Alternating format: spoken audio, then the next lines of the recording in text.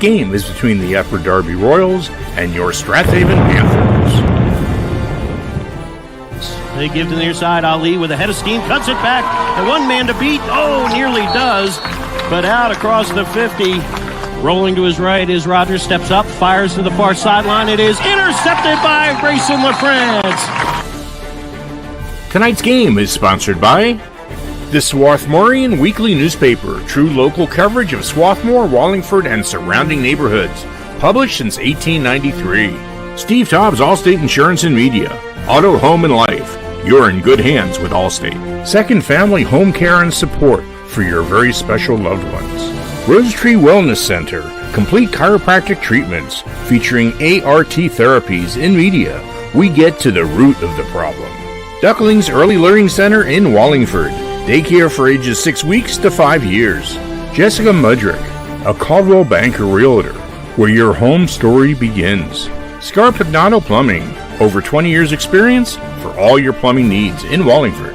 Proud Haven supporters Mary and Larry Luter, go Haven! Ask, alumni and friends supporting kids, helping students K through 12 to enhance their educational experience. AMF Auto Clinic, taking care of your cars since 1961. Located in Brookhaven on Edgemont Avenue. Fisher's finest flag football for boys and girls. America's fastest growing youth sport. The Wharton Benefits Group, specializing in creating employee benefit packages to attract, retain, and award the best employees. Here are tonight's internet announcers, the voices of the Strathaven Panthers, Brian Carroll, Pete Fulgenetti, Andrew Kaufman, and Mike Mayer.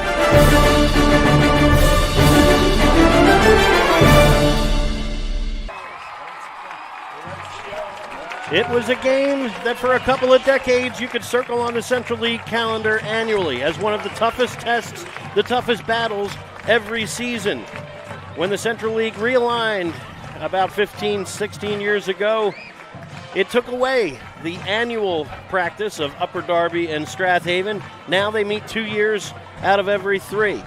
Last year was that 1 year hiatus, but now tonight, third-year coach Darryl Delaney has the Royals hot off of a 29-9 victory a week ago and looking to make some noise in the early part of the 2025 Central League season and looking to knock off the undefeated Panthers from their Central League throne. Good evening, everybody. Brian Carroll bringing play-by-play here for Week 3 action in Delaware County. The Panthers just made their entrance in the silver and black tonight. Black uniforms, silver helmets, white numerals on the front and back, and coming off 2 convincing wins in the first 2 weeks of this season over Interborough and then last week's shutout of Pencrest. But it's safe to say that the Royals will present the toughest test of the season thus far for head coach Kevin Clancy and his Panthers. The Royals, tough luck losers in Week 1 to Ben Salem, a tight game throughout that finished 19-7. Royals got burnt on a partially blocked punt that was returned for a touchdown late, but bounced back with really a phenomenal defensive performance last week against Conestoga, winning 29-9. The only points that Conestoga scored were a fumble recovery in the end zone and a safety. In other words, the defense did not give up a point. They held the Pioneers to negative yardage passing and only 46 yards rushing on 25 attempts, less than 2 yards per carry. So the Panthers come in averaging almost 400 yards on the ground through the first couple of weeks. This will be their stiffest test so far. We are joined tonight by color commentary, color guy, Pete Fulgenetti. And Pete, we've seen the Panthers really just plow through the first couple of weeks, but tonight could be a little stiffer. Yeah, they've been very good. And what's exciting about this team, Brian, is they've got 5 running backs. We thought they had 4. Now we know they have 5. They intermix them. They take turns running the ball. And what we've seen is by the third and fourth quarter, they're wearing down their opponents because of all the substitutions they can do. And the linemen and the linebackers are not real big, but boy, they can tackle. So this team has speed. It has a lot of diversity. And, as long as they can stay like that, they're going to be in this thing all year round. And tonight, though, they will give up for the third week in a row, give up some size up front. I think the biggest difference being that Upper Darby presents a level of speed that that Pencrest and Interborough could not offer in the first couple of weeks. So the Panthers' athleticism will certainly be put to the test against a front seven for Upper Darby that will be quicker than anything they've seen. A couple of Division I prospects up front here, namely defensive end Azim Spicer wearing number 7 and middle linebacker Osman Dafay wearing number 5. Those two guys will be active on defense. The Panthers have to find a way to keep them blocked to keep this offense moving. Coach Delaney had the kids fired up before the game. This is a team with about 65 kids on the roster coming into tonight, and building off of a 5-6 season a year ago. Coach Delaney mentioned in his third year now, 2-9 a couple of years ago in his first year. They built it up to 5-6 a year ago, and really would be a big-time victory if they could come here on the road, their third road game in as many weeks. Some tricky and weird scheduling here for the Royals. They start the season with 4 straight road games, this being the third of those. But, boy, this would be a signature win if they can put it together tonight. And also the Panthers, it's a little weird for them. This is their third straight home game, so they've been playing home and doing very well. One difference tonight is they will be getting the opening kickoff. Let's see if they can drive the ball. The last 2 games against Interborough and Pencrest, the opponents got the ball. They drove the ball a little bit, but after that first drive, the Panthers took over. So we'll see. It's a little different this week, but we'll see what happens, Brian. See what happens, and joined, of course, by Andrew Kaufman. He's a little bit of a different role this week for Andrew, usually doing the stats and spotting and so forth. Stats will be updated later this weekend. We have a little bit of a delay because our webmaster and the guy who's usually engineering this broadcast, Mike Mayer, is on a well-deserved vacation over the next couple of weekends. And so if he's joining us in the middle of the night somewhere in Europe, then hello, Mike, and don't stay up too late. Enjoy the time off, and we will do our best here. Joined, of course, as well by on the cameras, we've got Dean Michelson out in the stands upstairs with Mike Clancy, and we have Kevin Bittman helping with the scoreboard and other graphics here in the stadium. So looking forward to a fun night, another just perfect night weather-wise for football. This is, quite a blessing through the first 3 Fridays here, Pete. Last week was Thursday, but this is it's not too hot. Not too hot, but this is terrific. Out of the first 3 games, I'd say this is the most humid. Right. But it's still a nice night. Certainly is. So we will try to keep you posted tonight on scores from elsewhere. Maybe the biggest game, or what on paper looks like the best contest in the Central League, Ridley and Marple Newtown. A lot of people trying to figure out, how good is Ridley? 1-1 start, a bit of a surprise in their loss to CB East in week 1, and then they manhandled Lower Merion a week ago. After that, you had, Marple Newtown with a convincing win in week 1, and then ran into a tough Springfield team that's really had their number the last couple of years a week ago. So we'll keep an eye on that one. Garnet Valley's at Harriton. The Jaguars looking for their first win, so we'll keep an eye on that as well. And, of course, Haverford and Pencrest should be a good one as well. So we'll keep you posted on that and other scores. So thanks to all of our friends in the Twitterverse and on the internet who are posting scores. We always appreciate that as things go along. So in the meantime, we are awaiting the signal for the start of the national anthem, but we will take a short time out. Be back in just a moment for the national anthem and the opening kickoff. You're listening live to high school football right here on havenfootball.net. Senior Home Care is owned by a Strath Haven family, the Glowackies. We provide in-home care assistance with all activities of daily living, personal care, transportation, mobility assistance, light housekeeping, and meal preparation. We also offer personal care, including hygiene, companion care, and medication reminders. Alzheimer's and dementia care, along with short-term respite care, are also available. Schedule your free consultation at 610-719-3223 or go to our website at secondfamily.com. Hi, everyone. This is Greg Murphy from the Phillies broadcast team, where high school football never sounded so good, right here at havenfootball.net. Want to have your kids get involved in the fastest growing youth sport in America? Non-contact flag football is here in Wallingford at Fisher's Finest Flag Football. Boys and girls in 3rd, 4th, 5th, and 6th grades are eligible. Adult coaching for each team assures that each child is taught proper football techniques and skills. Get involved in flag football. Sign up for learning camps in spring 2026. Go to fishersfinest13.com for more information. Hello everyone, I'm Ron Jaworski, former Philadelphia Eagles quarterback, and you're listening to high school football right here on Haven Football.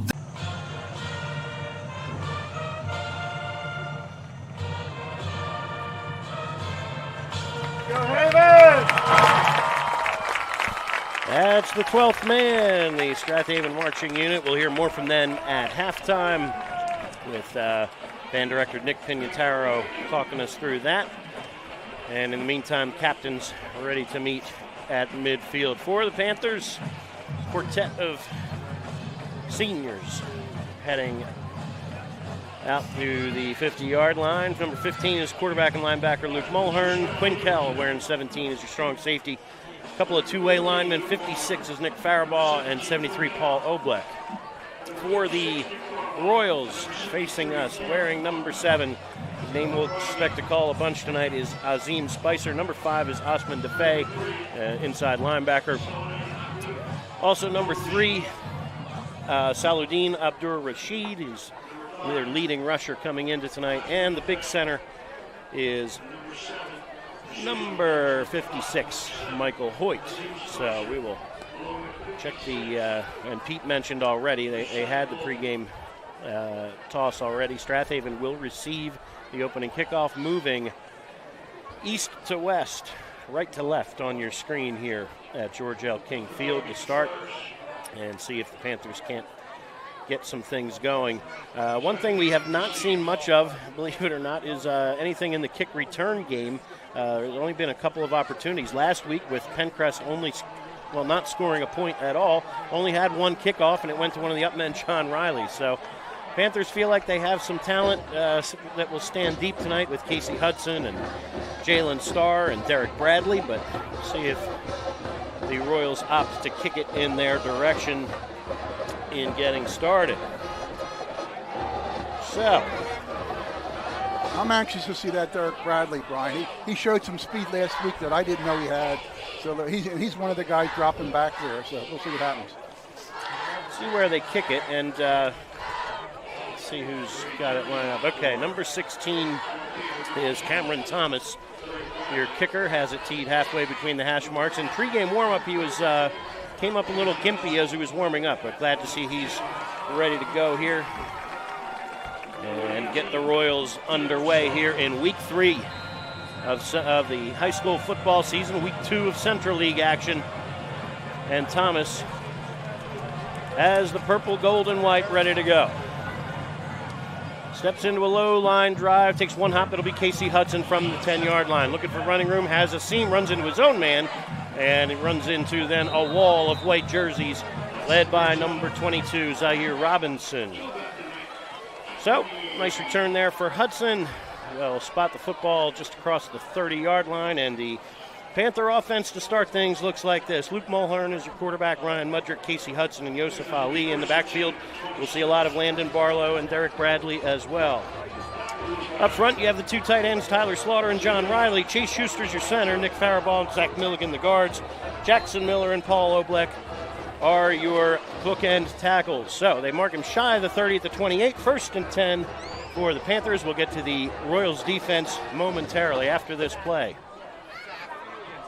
9 in the box here for the Royals to start things. Yusuf Ali with a little bit of running room across the 30 out to the 31, maybe 32, gain of 4 on first down.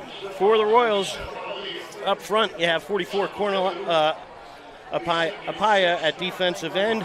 Up there with Makir Williams, Jaden Johnson, and number 7 Azim Spicer.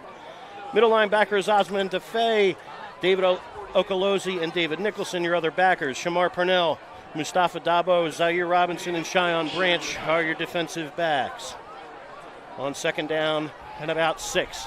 Give inside and running room for the Panthers. Ryan Mudrick out across the 38. And I believe enough to move the chains here. They will move them. Gain of 6 for Mudrick and a Panther first down. Good start here for the Silver and Black with a little bit of running room. And the wing tee offense, if you're not seeing it consistently, can take some adjustment for any defense who's new to it. Landon Barlow checks in for Hudson on 1st and 10, and he shifts as a wing to the near side. Hard count from Mulhern, and they go with Ali up the middle, and getting off his block nicely and making a tackle is stand up, young man. Let's see your number. Great job there by 65. That's Mike Williams. And gain of just a yard for Yusuf Ali. Center of that line is really big, Brian. They're probably going to make their biggest gains on edging, if you know what I mean. We will see here. The Panthers, again, giving up size for the 3rd week in a row, and it's tricky to get everybody blocked. 10 men in the box here. On the sweep, looking for him off that far side as Barlow cuts it back, steps through one tackle, has himself first down yardage. Landon Barlow picks up 10 out to the 49-yard line, and we have an injured Royal back near what would have been the backfield, and so not a good sign here as we have an injury for Upper Darby. So with that in mind, we're going to take a short time out and hope for the best here for the Royals. Looks like number 65, Mike Williams, will be back in 30 seconds. You're listening live to High School Football on havenfootball.net. The Swarthmorean Weekly Newspaper has partnered up with havenfootball.net. The Swarthmorean was established in 1893 and is a true community newspaper and covers the Wallingford Swarthmore School District as well as events in Swarthmore, Wallingford, and surrounding communities. Get your copy every Friday at 320 Market or Swarthmore Co-op, or go to swarthmorean.com for a mailed or digital subscription. For all the local news, read the Swarthmorean every week. Hey fans, this is Todd Lights, public address announcer for the Los Angeles Dodgers, and you are listening to High School Football right here at havenfootball.net. Welcome back to George L. King Field here in the early going. Opening drive of the game here for the Panthers. Just picked up their second first down of the evening with a 10-yard run from Landon Barlow, but at the moment some concern for Mike Williams of Upper Darby, who on the previous play had a nice stop at the line of scrimmage on Yusuf Ali, but now getting some medical attention and hoping for the best for the big senior wearing 65. So, still down on the turf at the moment, so we'll see if we can hope for the best right there. A couple other, go ahead, Andrew. Just like to welcome in our viewers for WWON New York. We had some minor technical difficulties to start out this broadcast, but we'd like to welcome them in now live to our broadcast.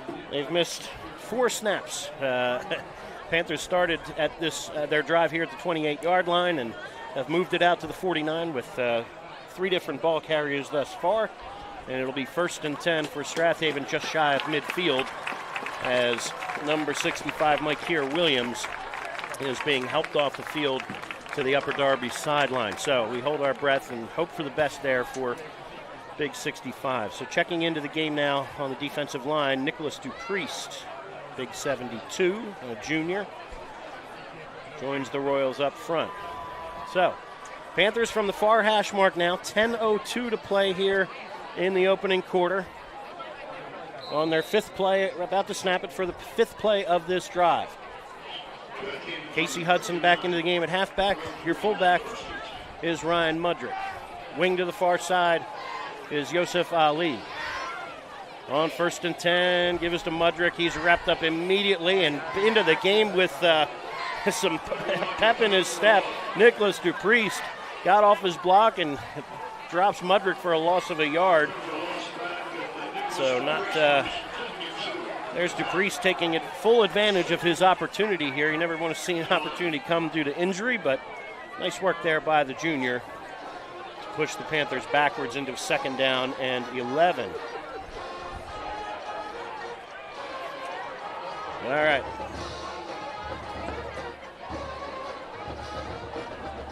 2nd and 11.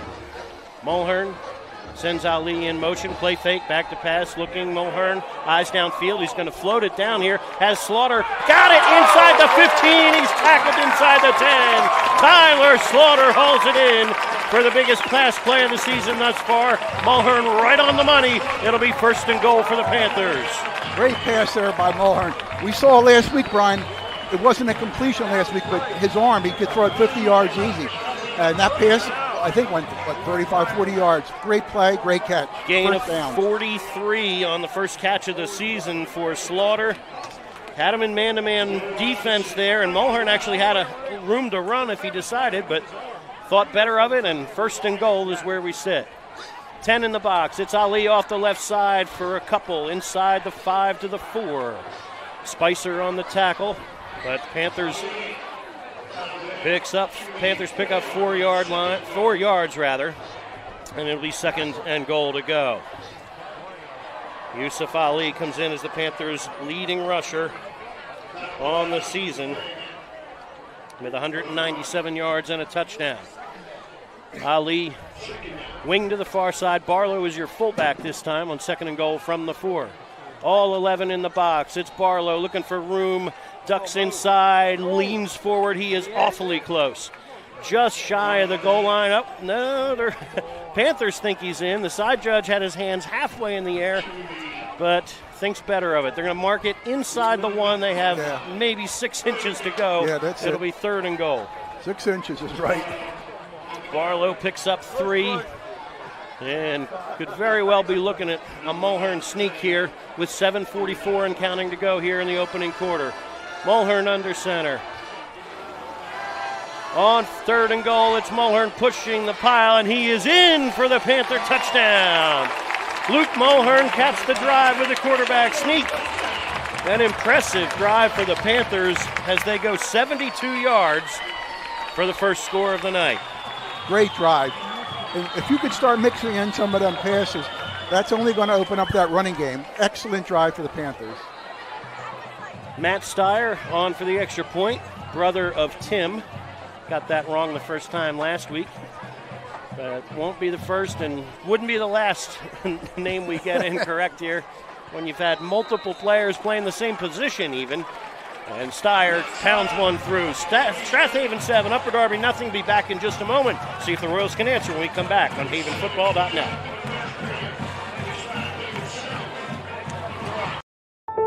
The Swarthmorean Weekly Newspaper has partnered up with havenfootball.net. The Swarthmorean was established in 1893 and is a true community newspaper and covers the Wallingford-Swarthmore School District as well as events in Swarthmore, Wallingford, and surrounding communities. Get your copy every Friday at 320 Market or Swarthmore Co-op, or go to swarthmorean.com for a mailed or digital subscription. For all the local news, read the Swarthmorean every week. Hey fans, this is Todd Lights, public address announcer for the Los Angeles Dodgers, and you are listening to high school football right here at havenfootball.net. Welcome back to George L. King Field. Strath Haven 7, Upper Darby nothing, as the Panthers cap a 9-play, 72-yard scoring drive with Luke Mulhern's 1-yard sneak. And the Panthers, with 7:29 to go here in the opening quarter, get the early jump on Upper Darby. Not bad, Pete. Very good. The way they mixed it up, you know they're going to run the ball, but if you can, like I said, you can get a couple of passes downfield, you're just going to open up more space. Steyer has it teed, ready to go. High, end over end kick. Angling inside the 5, juggled momentarily. And now picking it up, looking for running room and finding next to nothing. It's Cole Haley and Landon Barlow on the stop at the 10-yard line as number 13, Duat Wack found next to no running room there. And a long field now for Upper Darby to start things. Upper Darby offense tonight looks like this. Safi Sally is your sophomore quarterback. Running back, Saluddin Abdur-Rashid and Tajay Bird. Cheyenne Branch and Duat Wack are your wide receivers. Azim Spicer is your split end and tight end. Up front, you've got Hoyt, Bolger, Johnson, and Sears. And Zaire Edmonds as well. First and 10. Sally in the gun, looking, fires to the near side. It's complete. This is Cheyenne Branch, his first catch of the game. Goes for 11 and a first down. Quick hitch there before Grayson LaFrance makes the stop. We'll get to the Strath even defense here. Landon Barlow, Nick Faribault, Paul Oblek, and Zach Milligan, you're down 4. Cole Haley, Patrick Burke, and Luke Mulhern, your linebackers. LaFrance and Jalen Starr on the corners. Casey Hudson and Quinn Kell are your safeties. Nice start there for Upper Darby. Call it a gain of 12 as Sally finds Branch and sets up a little more breathing room now from the 22-yard line. First and 10. Duat whack, wing to the far side.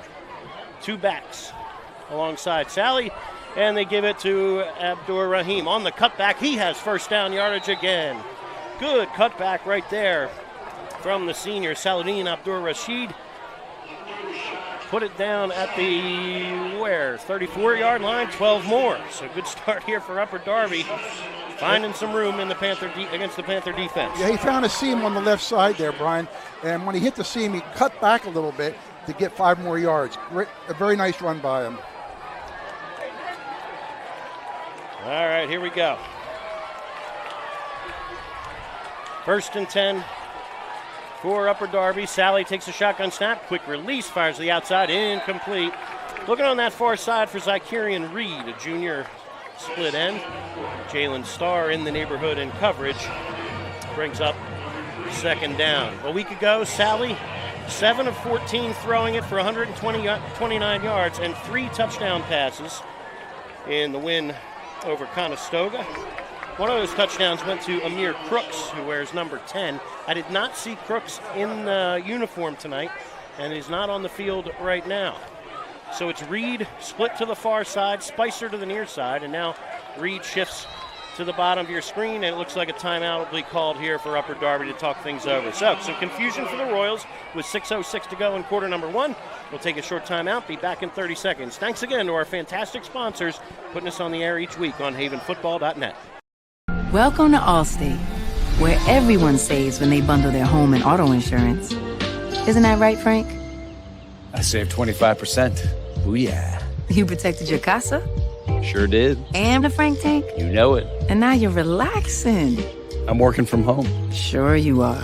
Save up to 25% when you bundle home and auto with Allstate. Your local Allstate agent is Steve Taub in media. Give him a call at 610-566-3500. This is Keith Jackson. You're listening to High School Football right here on Haven Football. Welcome back to George L. King Field. Strath Haven 7, Upper Darby nothing. First drive of the night here for the Royals, trying to answer the opening score from the Panthers. Safi Sally in the shotgun. 2 receivers to the left side. He rolls that way. Eyes downfield, fires down the seam. Incomplete. Nice job by the defensive back there, Jalen Starr, rerouting the receiver as Cheyenne Branch really had nowhere to go as the pass falls incomplete at the numbers. So 3rd and 10 for the Royals, and here's a chance for maybe the Panthers to pin their ears back and go get a pass rush going.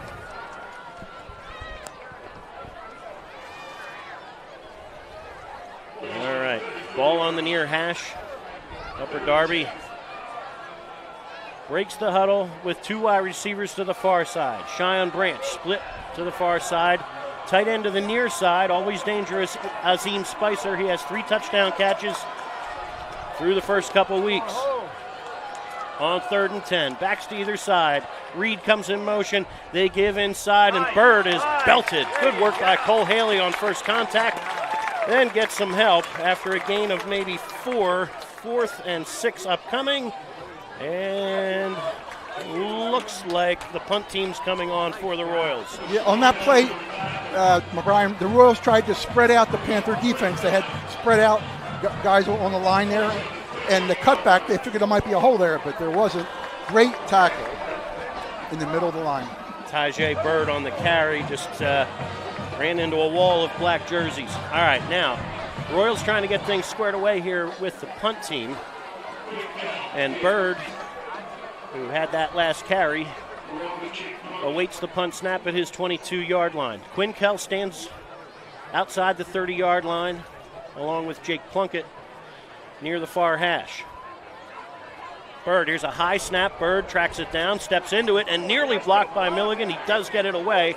Takes a hop, and terrific roll for Upper Darby. Inside the 35, inside the 30, down to the Panther 25-yard line.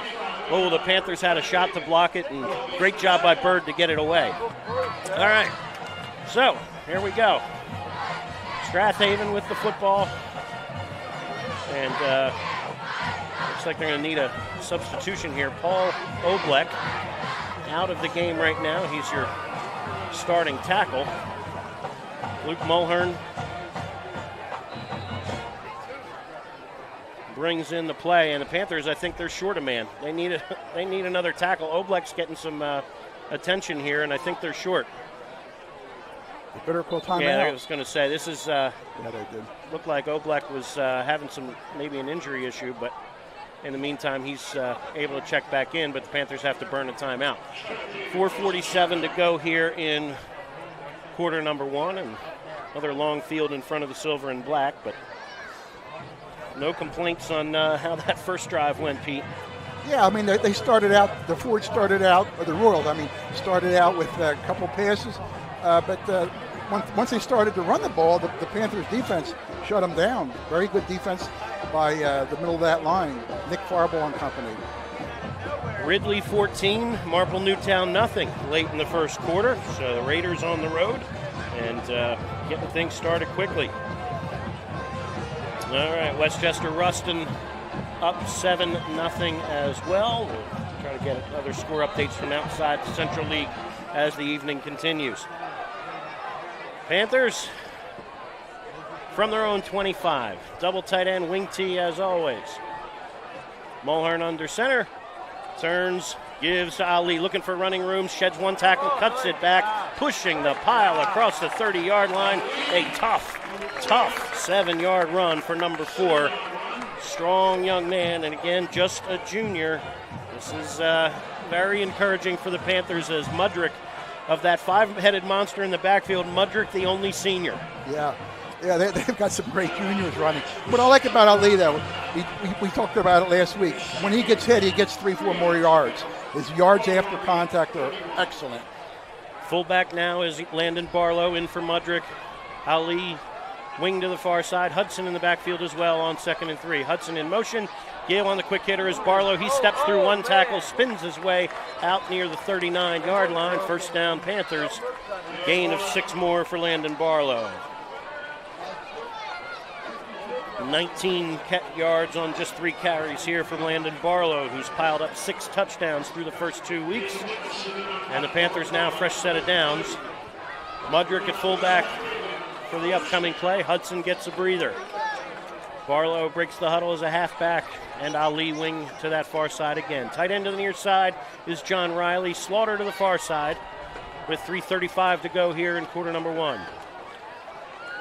Gives to Barlow, running room off the right side, and he'll bang his way across the 40, gain of 5 more.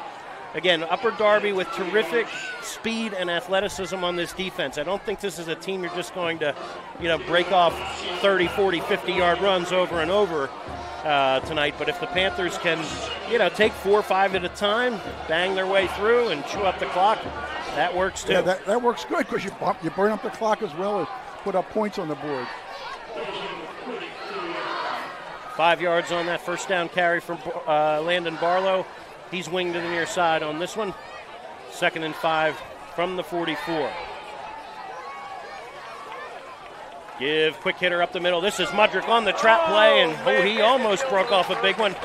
That's all I needed to say. You may not see any big runs, and there's a big gain right there. 12 for Mudrick into Upper Darby territory. 1st and 10 Panthers. Mudrick gets him them yards right up the middle. That's the way he runs. Your scat bats or go around the edges. But Mudrick will get you the 5 to 10 yards up the middle. 12 on that one with 2:24 and counting to go here in quarter number 1. Panthers on the move again. This drive started at their 25. Luke Mulhern under center. Riley tight end to this near side. 10 in the box again for Upper Darby. Give inside Mudrick. Not much doing this time. He is belted. Good work there by David Nicholson, the outside linebacker, crashing in. And we'll see where they spot this. Maybe a yard. Maybe a yard for Mudrick on his 4th carry of the night. 2nd down and 9 upcoming. Casey Hudson jogs in the play. Landon Barlow will get a breather here. Probably 4-down territory for the Panthers as long as they keep it moving forward here. Look at them to start going wide again. I think to the left side here, Brian, a lot of space. A lot of speed, though, on this near side with Purnell and Spicer. They play fake, and Mulhern steps up, floats into the flat, is juggled and incomplete. Mudrick went up high to pull it in, but there's Purnell to break it up and make sure he couldn't haul in the deflection. So quick release there for Mulhern. Mudrick well covered, and it brings up 3rd down and 9. So 1:22 to go here in quarter number 1. It's good to see they're adding some passing into their attack, because you're going to need that. If not tonight, you're going to need it sometime this season. Checking out of the game, new to the team, Shane McPherson. Big 63, getting some time at defensive line tonight. And he checks out on 3rd down and 9. Again, 2 tight ends. Casey Hudson, wing to this near side. Hard count, and the Panthers flinch. So, 3rd and 9 turns into 3rd and 14, and I'll say that was the Carroll curse, right? They say as long as they're moving forward, probably 4-down territory. Well, you get an incompletion and now go backwards 5. 3rd and 14 has tilted the field just a bit. Yeah, they might want to punt it out of here if they don't get the first. Need a big play here to give themselves get themselves close. All right, so needing 14 from the Royals' 48-yard line. Split end to the near side this time is John Riley. Mulhern under center. Quick hitter to Barlow. He has running room, and he'll pick up the 40-yard line, turn it to 4th and 6. And from here, this is a tough one. They may go for it right here. I think they will. Clock ticks, 1:11. Because if you punt it from here, Brian, you might only gain 10, 12 yards. Right. So you may as well go for it. All right, gain of 8 for Barlow on that last tote. He has 32 yards on 5 carries here in the early going, and the Panthers will keep the offense on the field. 4th and 6. Upper Darby defense trying to get off the field. 43 seconds to go in quarter number 1. Ali in motion. They toss to the near side looking for room. Barlow, and too much speed on the outside. That is Purnell again. 2 big plays on that series for the junior Shamar Purnell. He's getting some interest from the University of Pennsylvania, and a couple big plays right there. Drops Barlow for a loss of 4, and the Royals take over on down. Yeah, like you said earlier, Brian, they're showing their speed on that line. Side to side is probably not the way to go tonight. This is a good lateral speed, and that's really the story most nights for Strath Haven, right? This is a lighter, smaller, but very fast and athletic defense. Upper Darby, I think, can match that. So it may have to be sort of a straight ahead, be patient kind of a night. Or make that cut back instead of going real wide. Cut it back, find the seam. Abdur Rashid is your tailback in the pistol look. On 1st down, give it to Abdur Rashid. He has some running room out near midfield, and nice gain on 1st down for the Royals. Pickup of 6 for number 3. He had over 100 yards rushing a week ago, including a 56-yard scoring run against the Pioneers of Conestoga. 9 seconds, 8 seconds, 7 seconds, and Upper Darby in no particular hurry with the ball on the 50-yard line. They'll just switch sides of the line of scrimmage here and be back for quarter number 2 when we return on havenfootball.net. Your car is probably your second biggest investment, and AMF Auto Clinic in Brookhaven wants to keep that investment in tip-top shape. AMF Auto Clinic has been maintaining automobiles since 1961, and they take pride in their work and in keeping your car in perfect running order. From inspections to general maintenance and repair, you can trust your auto investment to AMF Auto Clinic in Brookhaven. Call for an appointment today at 610-872 2167. Hi, everyone. This is Greg Murphy from the Phillies broadcast team, where high school football never sounded so good, right here at Haven Football. Welcome back to quarter number 2. Brian Carroll bringing you play-by-play. Andrew Kaufman, Pete Fulgenetti, Kevin Bittman joining us here in the booth.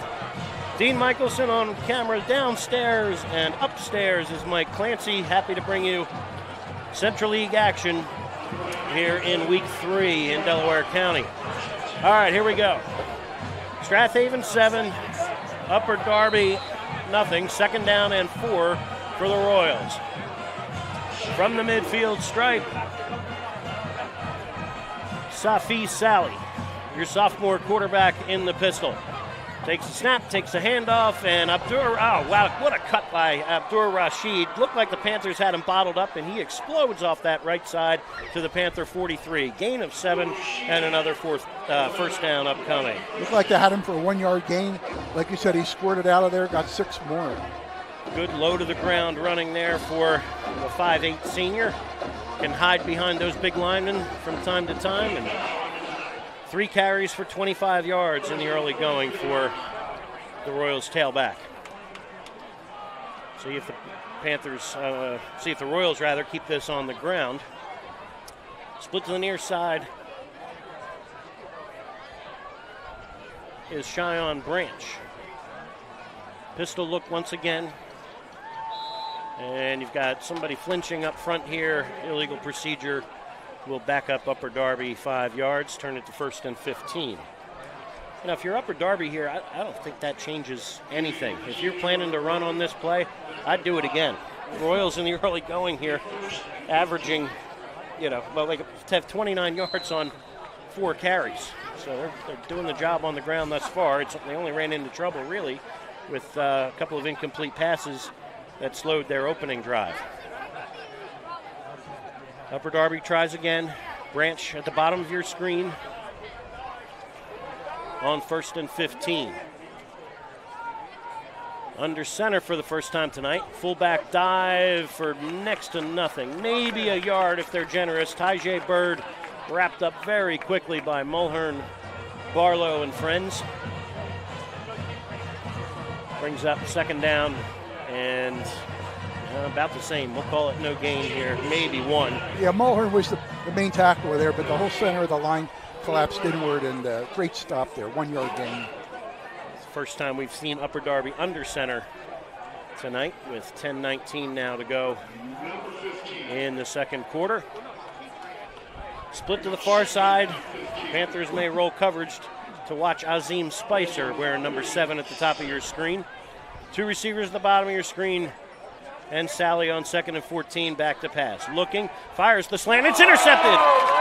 Intercepted by Patrick Burke. Jumps the slant. And the Panthers have the first turnover of the evening. And we'll keep an eye. Is there a flag on the play? Let's see.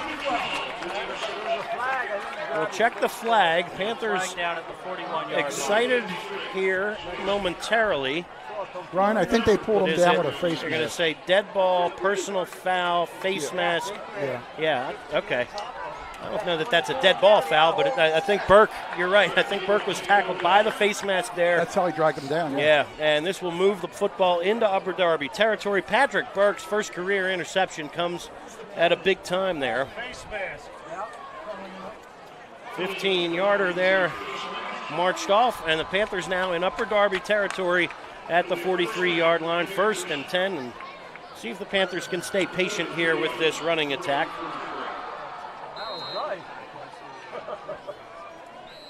And you're going to get whistles here pre-snap. Let's see. I think Upper Darby wants to talk it over. All right, so 9:50 to go here in the first half. Strath Haven trying to take advantage of the first turnover of the evening. We'll be back in 30 seconds. Thanks for joining us on havenfootball.net.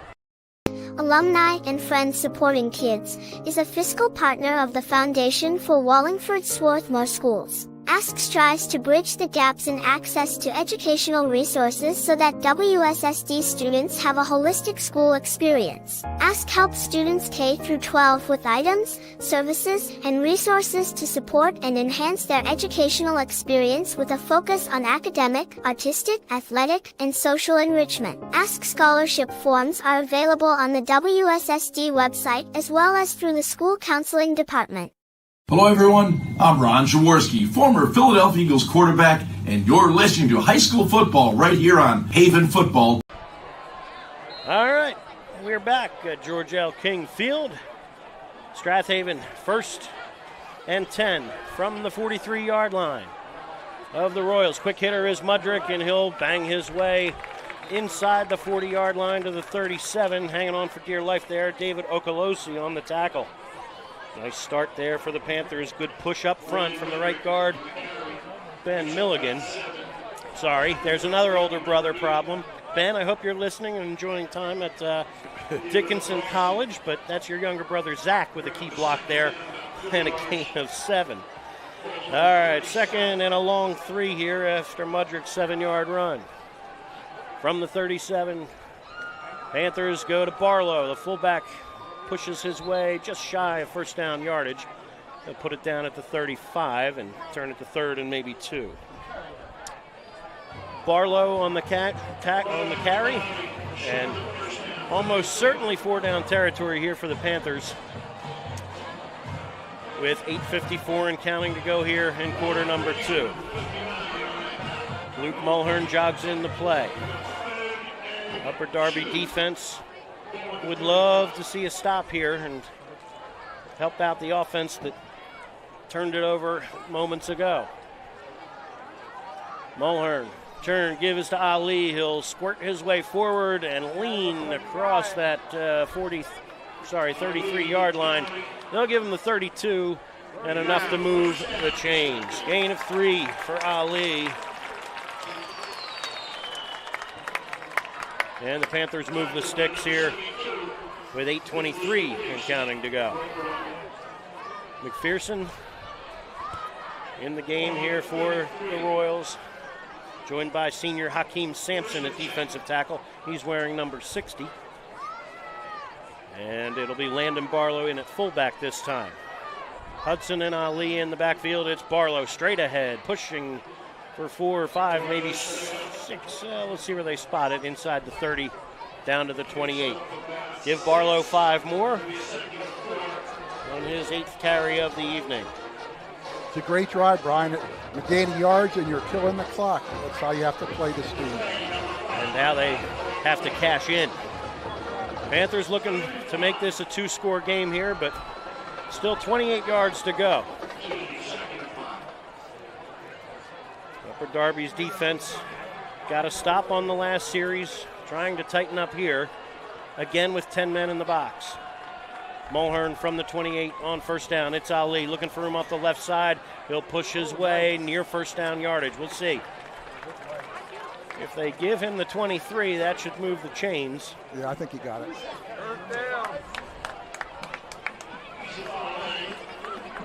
Gain of 5 more for Ali. And another first down for the Panthers.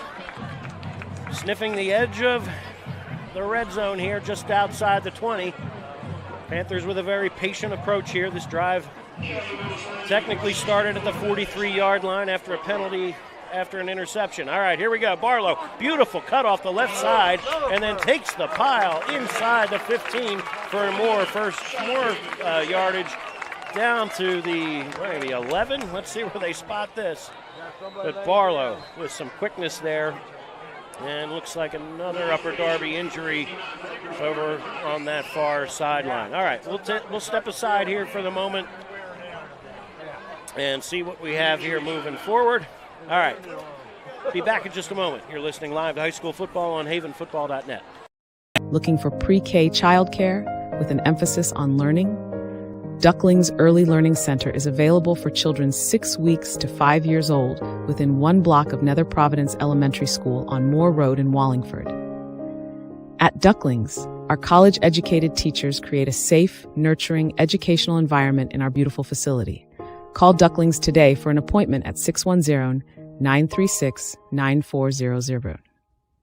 This is Merrill Reese, voice of the Philadelphia Eagles, where high school football never sounded so good, right here at havenfootball.net. Welcome back to George L. King Field. Upper Darby dealing with an injury over on that far sideline, so a couple other quick score updates. Pencrest up on Haverford 14-0, according to DelcoFootball.com. That's a bit of a surprise here in the early going. We'll see what happens there as the Lions on their home field tonight, trying to give Haverford their first loss. Penwood up on Merritt, a team out of D.C., up 12-0. So Penwood looking for their first win of the season. Here, Strath Haven leading 7-0, now first and goal from the 10. Chains on the ground on that far sideline, so the Panthers 4 cracks at it from the far hash at the 10-yard line. Certainly in field goal range, but the Panthers, of course, would love to have more. Chase Schuster over the football at the 10. Mulhern with a wing T behind him. Upper Darby nearly jumps. It's Mudrick straight up the middle. He'll push his way for a few. Maybe 3 or 4, and he's met head on there in the hole by, didn't see who made that tackle there, but good form tackle down to the, as Mudrick stopped at about the 7 or 6, I guess. Gain of 4. Brian, they keep running that left side. I'm wondering if they're setting them up for something around the right side here. Look for something to come this way towards the Haven bench. We'll see where Azim Spicer sets up as well. Panthers not all that interested in running towards number 7 right now. He's set up wide to this near side. And Panthers go the other way. This is Ali off the left side. He's got room, tumbles forward and down just shy of the goal line. Beautiful cut there from Yosef Ali. And it'll be 3rd and goal to go from, again, inside the 1-yard line. Yeah, they don't like to run towards number 7. I agree with you. They're going the other way and they're getting yards, so why stop it, right? Give Ali a gain of 5 3/4. Panthers need about a 1.5 feet here. 3rd and goal to go. Mulhern under center. Mudrick and Ali behind him. Could be quarterback sneak time again. We'll see. Mulhern lowers his head, drives a pile forward into the end zone for the second time tonight. Luke Mulhern with a quarterback sneak, and the Panthers cash in off the turnover. 13-0 extra point pending with 4:57 to go here before halftime. Heck of a drive there from Strath Haven. Very patient, mostly inside the tackles there, and you said it in the opening, Pete. You know, they're able to wear teams down from time to time. Yeah, but we'll see what happens in the third, especially fourth quarter. And they still have running backs on Bradley on the bench. Yeah, they're bringing him in when they're tired. Look out. Riley with the hold. Matt Steyer pounds it through. He's 2 for 2 tonight. And the Panthers have scored on 2 of their 3 drives tonight, leading at 14-0. Be back in a moment. See if the Royals can answer on havenfootball.net. Looking for a way to reach families in the Wallingford-Swarthmore area as well as surrounding communities? Our football games are not only broadcast live, but they are also fully archived for 1 year, so our listeners can tune in at their leisure 24/7. Go to www.havenfootball.net and contact us for information on advertising on our Panther Broadcast Network. Link your company to the fun and excitement of Strath Haven football. Panther football and your company, a great combination.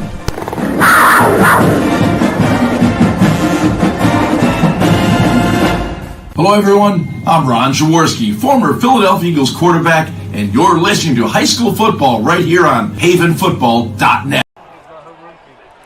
Pat Burke with the interception, and the Panthers cap a 43-yard scoring drive with Luke Mulhern's second rushing touchdown of the evening. A pair of 1-yard quarterback sneaks has the Panthers on top 14-0 here. 4:57 to go here before halftime. So we'll keep an eye on what the Royals' approach is here. Do they stick with a ground game that's been fairly effective? Or do they try to air it out a little bit down 2 scores? High end over end kick. This will have plenty of leg, and wow, landing about 7 yards deep. Burke gives nobody any chances there for a return. Or I'm sorry, Steyer. And Royals will start at their 20-yard line. Long field to go here. Yeah, Steyer's got a great leg. We know that. I want to see him kick a 50-yarder this year somewhere in the season. There is range. We have seen some things in warm-ups that would encourage the coaches to say, hey, we have a weapon here. But for the moment, the Panthers have been scoring a lot of 6s and 7s. They haven't needed it, yeah. All right, here we go. Shotgun, 3 wide receivers here for Safir Sally. Sophie Sally, the sophomore, in the gun. They toss to this near side stretch play, and getting the edge here is Abdur Rashid, and there looks like some fans below us looking for a holding call, but here we go. Big time hold. All right. Second down and maybe a yard here as they mark it at the 29-yard line. As Abdur Rashid, 4 carries for 34 yards, has been effective. Clock ticking. 4:25 and counting to go here in quarter number 2. Spicer to the far side. Slot to the near side is Zakarian Reed. And Branch as well. On 2nd and 1. Sally, they go jet sweep to Reed, looking for room off that right side. He is belted. Quinn Kell in to clean up. First contact over there from, couldn't tell, was that Haley? I think Cole Haley. Not much running room there for Reed, but didn't need much for the first down. They'll put it at the 31-yard line, gain of 2. And that'll give a fresh set of downs to the Royals at their own 31-yard line. 1 timeout remaining for the Royals with 3:50 and counting to go here before halftime. Upper Darby down by 2 scores, but they receive the second half kickoff, so if they can get points here and then go into the locker room with some momentum and expecting the ball back, we are far from comfortable here for the Strath Haven faithful. All right, Sally appears to be changing the play. Sends Spicer to the far side of the field. I formation behind him, under center, Sally back to pass. He wants it all. Deep down the far sideline, LaFrance goes high in the air, but coming down with it is Spicer, and he just uses that 6'3" frame to win the jump ball at the 41-yard line. Good coverage by LaFrance, but the big guy goes up high to haul it in. First down. And a gain of, let's see where they put this. There we go, 28. First catch of the night. LaFrance had excellent coverage, but he just wasn't tall enough to bat that down. I mean, he just got beat by a taller man, but he was covered excellently. All right, didn't let anybody behind him. Spicer hauls it in for a gain of 28. He's the leading receiver for the Royals coming in. That's his first grab of the night. Now he has to check out of the game since his helmet came off. So the Royals send 4 wide receivers to the field here. Slot to the near side is Branch. Split to the near side, Mason Alston. On 1st and 10 from the Haven 41. Sally back to pass, draw play. Looking for running room, bouncing to the outside. Nope, didn't get far there as Cole Haley hangs on and drops him after a gain of just 1. Great tackle by Cole Haley. Goes right at his knees, slides down to his ankles, takes him out, going right down. That's the way you tackle a player. I like the call there. Spread Haven out and give it to a quick shifty back like Abdur Rashid, but Haley got the best of him there just before he could bounce it outside. They stayed in their lanes, Brian. That way they weren't out of position. They were there to make that tackle. 1:57 and counting to play here before halftime. Sally jogs into play on 2nd and 9 from the 40. Same formation, same personnel. Split to the far side, Zakarian Reed. Branch slot to the near side. Alston at the bottom of your screen on 2nd and 9. Sally steps up, heavy pressure from the backside, steps away from one man, and is belted down by Haley and Kell. He'll be, I believe, shy of the first down. Barlow almost had him in the backfield. Nice work there from Sally to step away from trouble and brings up 3rd down and 1 after a gain of 8. Yeah, you had him there, but he's just couldn't quite reach him. Slipped through his hands, and Sally, a nice big, tall kid, and now you've got. Let's see here. Is this an injury or is this a Panthers have to call timeout? Or it looks like an equipment issue for Pat Burke, and the Panther defense will call time anyway. Yeah. All right, so Strath Haven uses their 2nd timeout, 3rd down and 1 upcoming here, and each team now with just 1 timeout remaining. And 1:05 to go before halftime. Speaking of halftime, we'll have chatter from Pete and Andrew, and have, of course, the Strath Haven and Upper Darby marching bands. Should be a fun time on a beautiful night for football here, and try to get you some scores as we go. Speaking of scores, we'll check just up the street off of 252. Marple Newtown hosting Ridley and taking a bit of a whooping here at home. They're down 21-3. Ridley all over Marple with 3:35 to go here in the 2nd quarter, and Ridley with the ball near midfield trying to add to the total. So Ridley trying to build momentum after a stomping of Lower Merion a week ago. Speaking of a stomping, Garnet Valley 35, Harriton nothing in the 2nd quarter. That game on its way to a running clock, but here 3rd down and a yard. Safi Sally in the gun with a pistol. Give inside is to Abdur Rashid. He has 1st down yardage. Nice tackle there from Luke Mulhern, but forward progress will give him the 29-yard line. It will stop the clock momentarily to move the chains. And then a final timeout called by Upper Darby. You know, Brian, when Upper Darby burned those 2 timeouts earlier, I think it might come back to haunt them here because they burned their last timeout. They cannot stop the clock. Right.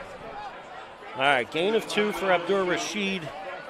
And now 1st and 10 from the Panther 29-yard line. And you're right, Pete. You're probably looking at, look, you can pick up a 1st down and get the clock stopped. Yeah, 1st down. You can spike the ball and kill it down there and still have room here. So you're not going to rule out the running game entirely, but this is an offense that wants to throw the ball down the field. A lot of vertical type routes, slants, 9 routes deep down the field. They want to throw it down the seam as well. So the Panthers, ready for the vertical attack to a degree, but wouldn't shock me to see another jump ball to Spicer at some point. Yeah, right? I think this is where they'll put it the ball. Because if they get more than 10 yards, the clock will stop. If it's incomplete, the clock will stop. So I think this is a situation where you got to watch the pass. It's almost like they have to pass.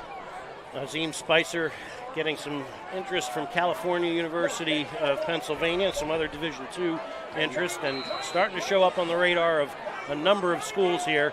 He is split to the bottom of your screen, singled up here with Jalen Starr. All right, here we go. On 1st and 10 from the 29, Safi Sally floats it to this near side, in and out of the hands of Abdur Rashid. Quinn Kell was waiting in the flat here to make a stop, but that swing pass is, something that Upper Darby has done well in seasons past. And Abdur Rashid in space, certainly dangerous. Couldn't hang on to that one. Yeah, he was looking upfield to see what space he had to run before he really had tucked the ball in, so he dropped it.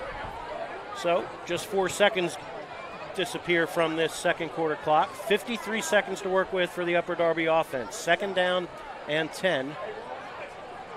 They are out of timeouts. Spicer at the bottom of your screen. Cheyenne Branch in the slot as well. Safi Sally in the gun on 2nd and 10. Back, looking, fires the far side. It is batted down by Paul Oblek. Oblek at 6'5", got his hands up and swats it to the turf. 3rd and 10 upcoming. That was excellent. Keep your hands up and good things will happen. Safi Sally, 2 out of 7 throwing it for 40 yards so far, including an interception. And now 3rd down and 10. Panthers defense trying to hold. And Upper Darby trying to change that goose egg on the scoreboard. 3 wide receivers now to the bottom of your screen. Spicer to the far side. in the pistol on 3rd and 10. Sally looks, steps up in the pocket, under heavy pressure, eyes still downfield, coming to get him, and down he's going to go! Zach Milligan with help from Faribault, all the way back at the 42-yard line. A huge loss. We'll turn it to 4th and an area code. All the way to the 42. 4th and 23 upcoming. 23 seconds, 20 seconds, 19 seconds. They're going to let the clock run out. Upper Darby's, well, we take one shot at the end zone, I would think. Nah, they're going to get him in the gun and take a shot down the field. Here we go. Okay. I don't know. 8 seconds, 7 seconds, 6 seconds. Sally with 4 seconds awaits the snap, gets it. Last play of the half, barring a defensive penalty. He steps up in the pocket. He'll be sacked for a second time. Panthers with back-to-back sacks to end the half. It's Paul Oblek dropping Sally, and that will do it for the first half. What a tremendous job by the defense tightening up there in the final drive. And the Panthers will have a 2-score lead into the halftime locker room. Wow, big flourish there defensively, Pete. Yeah, they had them going the wrong direction. But you knew they were going to come out throwing, and the Panthers were ready for it. If you can pressure that quarterback, I don't care who's running down there to catch you. It's not going to happen. 2 sacks there for the Panthers to end the half. So, speaking of, we will take a break for just a moment with words from our sponsors. Panther Band, Royal Band, everybody's going to be making some music here when we come back on havenfootball.net. After the game, don't forget to check out the best high school football website, havenfootball.net. You'll be able to check scores around the Central League, as well as key teams throughout Pennsylvania in the PIAA system. havenfootball.net for great game statistics and articles. If you're into Haven football, or simply high school football, there is no better place to be than havenfootball.net.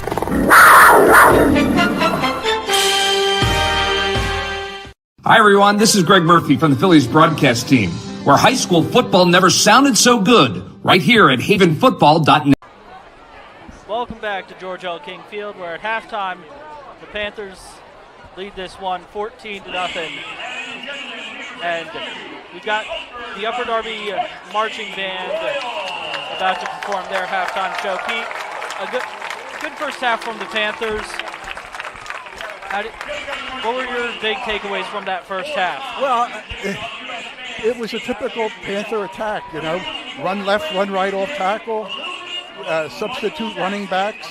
And even though the Royals have size on them, they're just a little quick. Now, you don't want to go wide, where number 7, I lost his name, but where he's playing, because he can outrun anybody over there. But if you stay in your lanes there, there's yards to be had. And you're not only getting the yards, you're burning the clock. And I think it's been a great attack. Plus, we had that one long pass, so they got to remember that we can pass the ball too if needed. So it's been a very, very good half for the. That's 3 straight halves now. We haven't allowed a point in the league. Yeah, it's been a pretty good game from the Panthers. The defense turned it up there at the end of the half, getting a couple of big sacks on Upper Darby's quarterback, Salih, and just once again the Panther defense stepping up, haven't allowed a point in at least the last 6 quarters of play. Well, you know what happened in that last drive for Upper Darby? If you remember, they burned 2 timeouts earlier in the game. So they only had 1 timeout on that drive. So when they get down inside the 30, they almost have to throw the ball, because without timeouts, there's no way they could score unless they score on a 30-yard run, and they haven't been gaining that much big yards on runs. So the Panthers knew they had to throw it, and because of that, the pass rush got to the quarterback and forced the way the game. The half ended. Big loss. Yeah, the Panther defense able to capitalize on the obvious passing situation for the Royals, especially with them making the mistakes at the earlier in the half and needing to call those timeouts. And the Panthers, they did call a couple of timeouts themselves, and to end up 14-0 here at the break. On offense, what would you like from the Panthers? On offense, The way they run the ball. I know we looked last week at Jared Brad. I think it was Derek Bradley. Derek Bradley, yeah. He got the ball, turned the corner, and he just flew. And we haven't seen him in the game yet. I think he'll be in when the other team gets tired, I guess. I don't know, but they have so many ways they can attack you with different running backs. He's a younger player for the Panthers. He's only a junior, so we'll see him again next year. I want to see him this year. I think he showed they've got a speed. number of backs this year. But you know, when you have all these backs, when you have all these backs, it's great because if we do suffer an injury, you know, we can handle that with all the guys, 5 different guys running the ball, and it's been tiring our opponents down, and we'll see what happens in the fourth quarter today. Upper Darby gets the second half kickoff. They must, Andrew, they must score, because if they don't, and Haven gets the ball and they score 21-0, I don't think Upper Darby has a way to beat the Panthers, barring turnovers. Yeah, I don't think the Royals have. I mean, their passing attack has been successful throughout the season so far, but this Panthers defense, when they know you're going to pass the ball, they've been able to get to the quarterback and pressure him and make the quarterback make mistakes. A nice interception in the first half from Patrick Burke, his first turnover of the season, set up the Panthers for their second touchdown. Yeah, I like the pressure they put on the quarterback in that last minute. They forced, I think, a 20-yard loss. We knew they were going to throw, so you know the rush was a little stronger, and didn't allow the opponents to get downfield, to get the ball downfield. And I think you're going to see the Royals come out throwing the ball more, and we're going to have to defend it the same way, similarly. Yeah, the Royals had just that one big pass play, big number 7, Azim Spicer, who he's been excellent on the defensive side of the ball. The Panthers have run away from him for most of the game because they know he's quick, he's fast, and he's strong. So we'll see what the second half brings. You look for them on both when they sides come of the ball out. When they come out in the third quarter, look for them to try to get Steyer the ball in open space and see if they can break it. I think they know they have that weapon, and they haven't utilized it enough. And I think you're going to see that in quarter number 3. Yeah, I think we'll see a lot more of Upper Darby trying to get the ball to Spicer, and the Panthers finding a way to slow him down both offensively, both when they have the ball and when Upper Darby has the ball, trying to find a way to limit his impact on the game. So we'll see what happens. Like I say, Upper Darby needs to score on their possession here. If they don't and Haven gets the ball and scores, I think this game will be over. Yeah, I would say the same. We had an Eagles game last night. They raised a second banner for the second time in as many times as they've raised banners.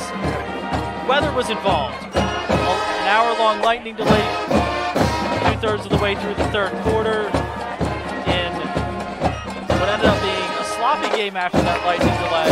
But before that lightning delay, a solid performance from the Eagles offense. Not so much from the defense. Some questionable decisions made 6 seconds into the game by the Eagles' biggest defensive star, Jalen Carter. He missed the entire game, and that really changed the first half of the game. After halftime, they didn't allow a point, which is great. But CeCe Lamb helped them a lot with 3 big drops that could have been a difference. But, you know, that's the way it is. They dropped the ball, and we stopped them, and we got a win. It wasn't pretty, but they're 1-0 without their best defensive lineman, who, as we know, got suspended for spitting. And, you know, when you lose your best lineman, they even said, the Dallas at the end of the game, that they adjusted their passing. Carter wasn't there. They adjusted their passing scheme, block, and so it changed the whole game around. And you could see that they were moving the ball better without Carter there. He's such an important guy. He can't do that again, and I don't think he will. No, I think, especially with the way that game went, he had to miss the entire game. The way Dallas was able to move the ball in the first half without Jalen Carter on the field was just, that has to be a wake-up call for him. He had his teammates come in, probably look furious at him at halftime, and then again during that hour-long lightning delay, just kind of... He's got to be smarter. You just don't do that. You're NFL player, especially if you're an all-pro. You can't do that.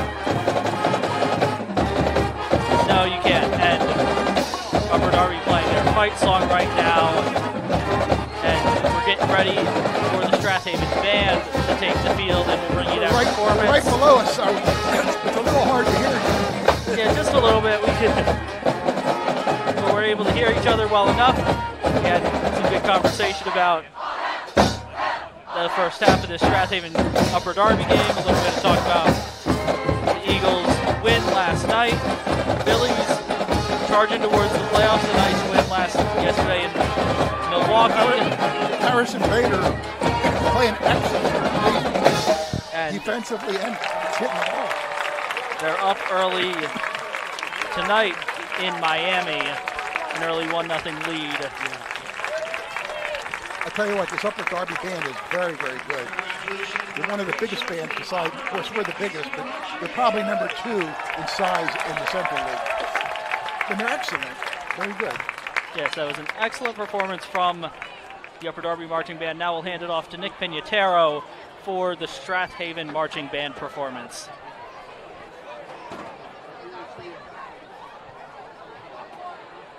The band is just getting ready, set up after the Upper Darby High School band show.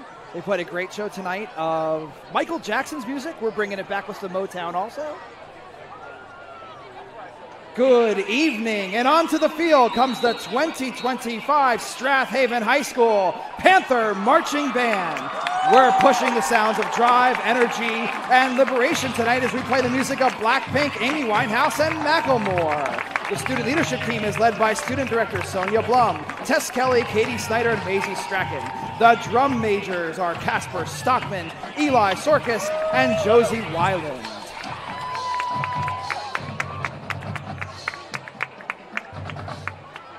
Stomping Marshall and Brassy, this electro-pop hit debuted as the highest charting song by a female K-pop group. This is the sound of Blackpink with Kill This Love.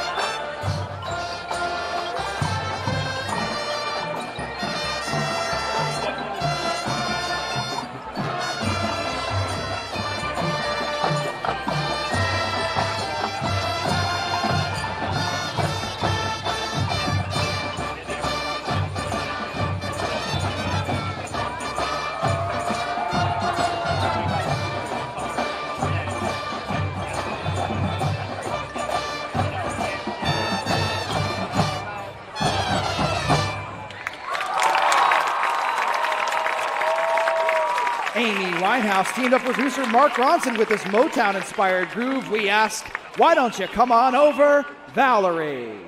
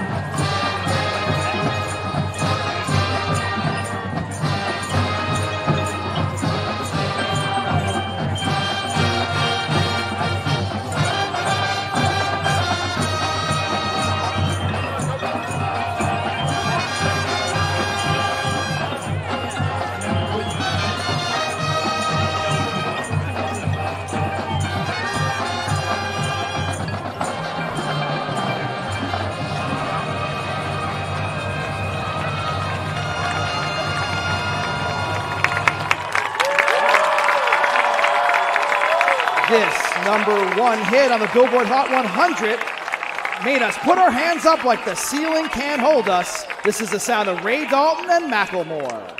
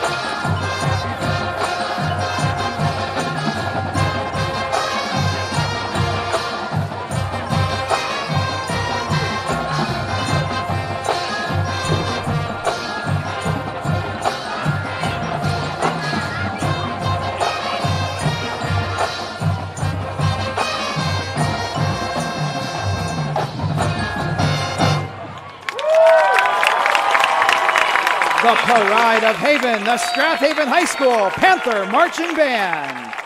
The band is under the direction of Assistant Band Director Mrs. Haley Lombard, Pit Director Mr. Richard Michael, and Drumline Instructor Mr. Gustin Rudolph. Miss Valerie Shaliga directs the band front and dance line with Silks Instructor Coach Aria Boris, and dance team instructors Miss Gigi Ianello and Miss Rosie Ianello. The band is assisted by Miss Samantha McFarland and student teacher Miss Cami Bachman.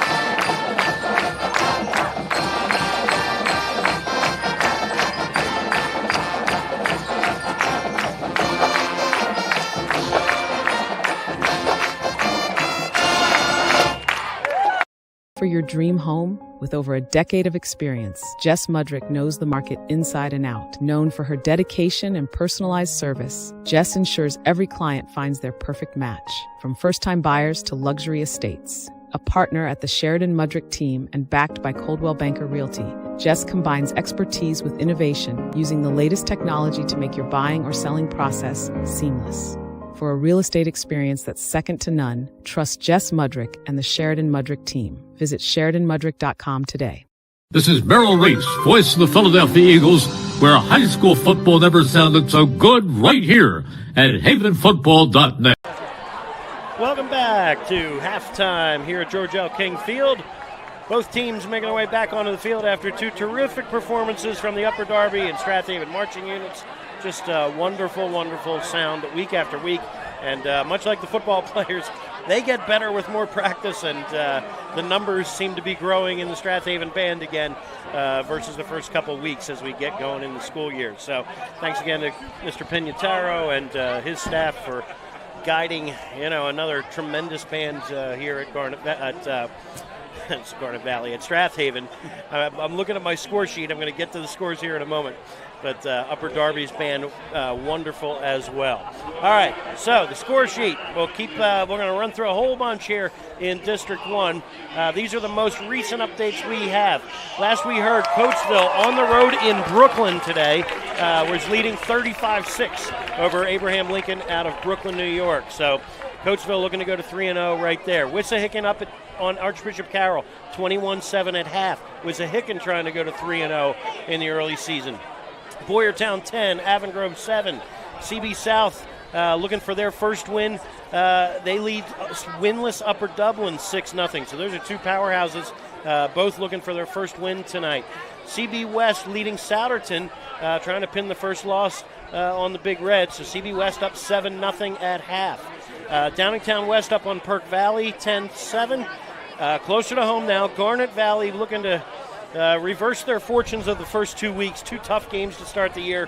Coatesville and Haverford, they are taking out their frustrations on Harriton, 35-0 at halftime. That'll be a fast-moving game in the second half with a running clock. A bit of a surprise at halftime. Pencrest 14, Haverford nothing. The Fords with multiple turnovers and Haverford cashing in and nearly had a touchdown on the final play of the half, or it could be worse. But the Lions looking to pull maybe an early season upset. They lead 14-0 over Haverford. Penwood trying to move to 2-1. They lead the Merritt School out of Washington, D.C., 18-0. Bishop Shanahan all over Methacton, 32-7. Bonner Prendy has gone final, the defending state champs. They knock off Archbishop Wood today, 35-7. North Penn 13, Quakertown nothing. Owen J. Roberts leading Great Valley 14-6. Council Rock South trying to keep Pennsbury winless. That's 7-0 at halftime. Big game, crossover game in the Chestmont and Pac-10. Pope John Paul at 2-0, taking on 2-0 Westchester Ruston. They are tied at 7 at halftime. Unionville all over Pottstown, 20-6 at halftime. Another blowout in the making. Ridley 28, Marple Newtown 3 at halftime. So the Raiders on the road taking it to Marple Newtown at the moment. Downingtown East up 14-7 at half on Springford. Westchester East trying to go to 3-0. They lead winless Upper Marion 21-0. And Chichester also trying to go to 3-0. They lead winless William Tennant 28-0. We'll try to drum up a Conestoga-Radnor score. That's the only other Central League game we didn't get to tonight. Tomorrow, a few Delaware County teams in action. Academy Park at Del Castle Technical tomorrow morning at 11. Chester hosting winless Northeast tomorrow as Chester tries to go to 3-0. And Upper Moreland, Lower Moreland, Lansdale Catholic and Hatboro, and Jenkintown versus Renaissance Academy. Just a handful of District 1 teams playing tomorrow morning. So here, Panthers leading 14-0 and have to kick it away to the Royals. Some first half statistics here. Upper Darby, 40 passing yards, 38 rushing yards, and of course 0 on the scoreboard in that first half. And Panthers outgaining them significantly at this point. 101 yards rushing unofficially to go with 43 passing yards on the one completion from Luke Mulhern to Tyler Slaughter that set up the first Panthers score. So, Matt Steyer over on the far hash mark, putting the football on the tee, and Upper Darby trots their return unit out onto the field as we're looking to get going here in the third quarter. Still beautiful weather here. No real wind to speak of. It was a little breezy earlier today, but standing deep to return, Cheyenne Branch on the near side. And Matt Steyer, I did it again. Tim, I hope you're watching your younger brother. He sends another high end-over-end kick. Upper Darby with no chance on this one. A little bit of wind at his back, and it lands 6 yards deep in the end zone. What a weapon. Long field to go here for Upper Darby. Even the first kickoff of the night that was fielded, Panther coverage unit stopped them at the 10-yard line. Yeah. So this has been some of the better field position. Steyer's only a sophomore. He's got 2 more years of kicking like this. Amazing. All right, so Upper Darby now. Long field in front of them, and we'll see what they can drum up here as we start quarter number 3. Your leading rusher, senior Saladin Abdur-Rashid, is in the backfield in the pistol behind his sophomore quarterback. He had 37 yards rushing in the first half. And Sally takes the snap, hands to Abdur-Rashid, and he is belted. Shy of the line of scrimmage.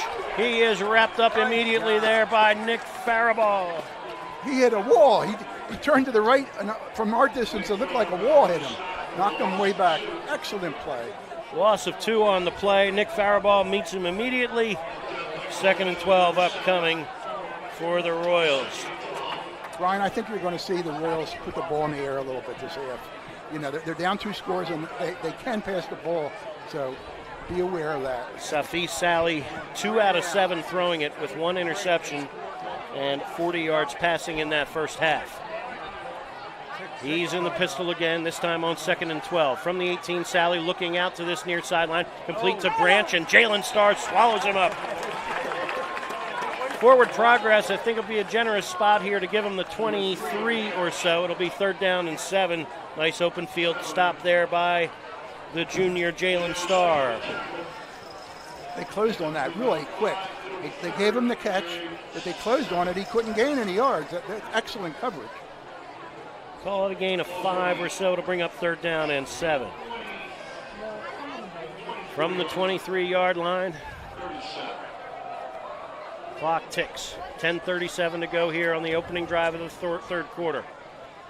Sally in the backfield, Bird on his right hip, and a wing to the far side. 3 wide receivers for Sally's. He rolls to that far side, dumps it to the flat, incomplete.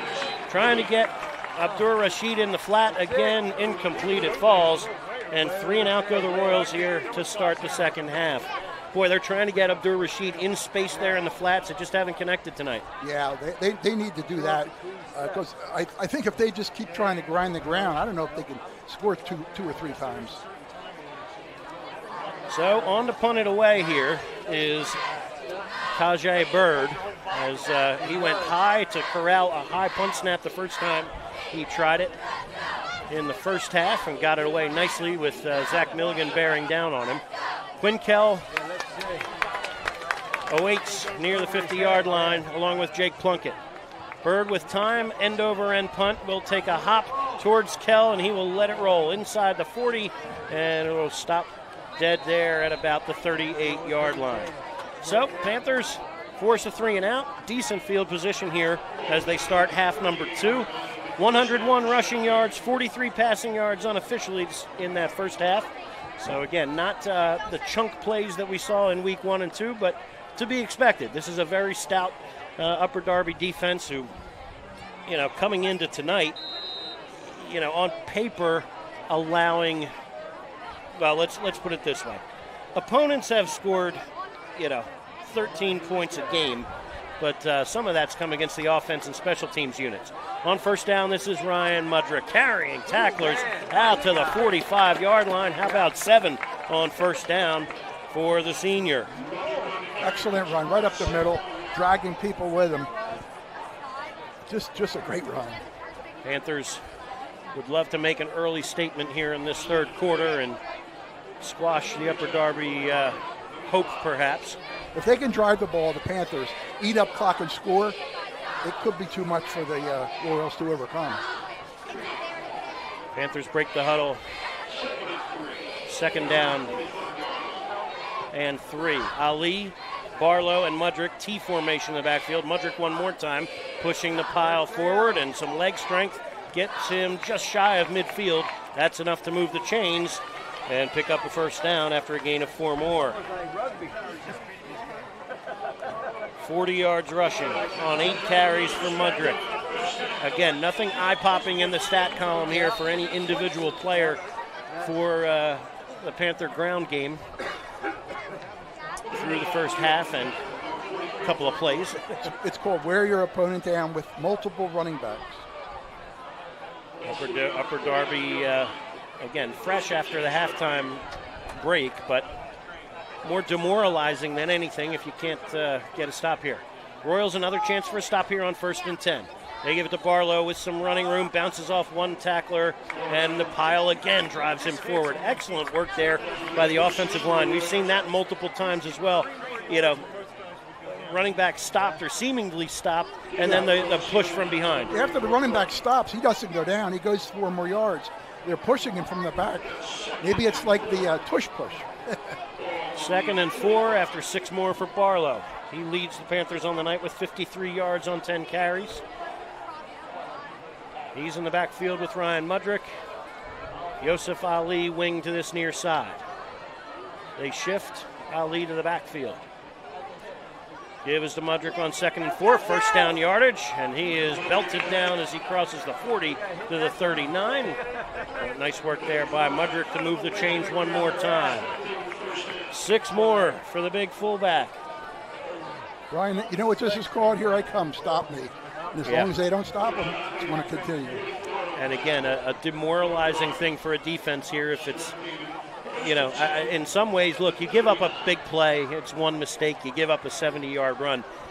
This death by 1,000 cuts can be as demoralizing as anything, and Upper Darby needs a big play here. They're pushing around a bigger line, too.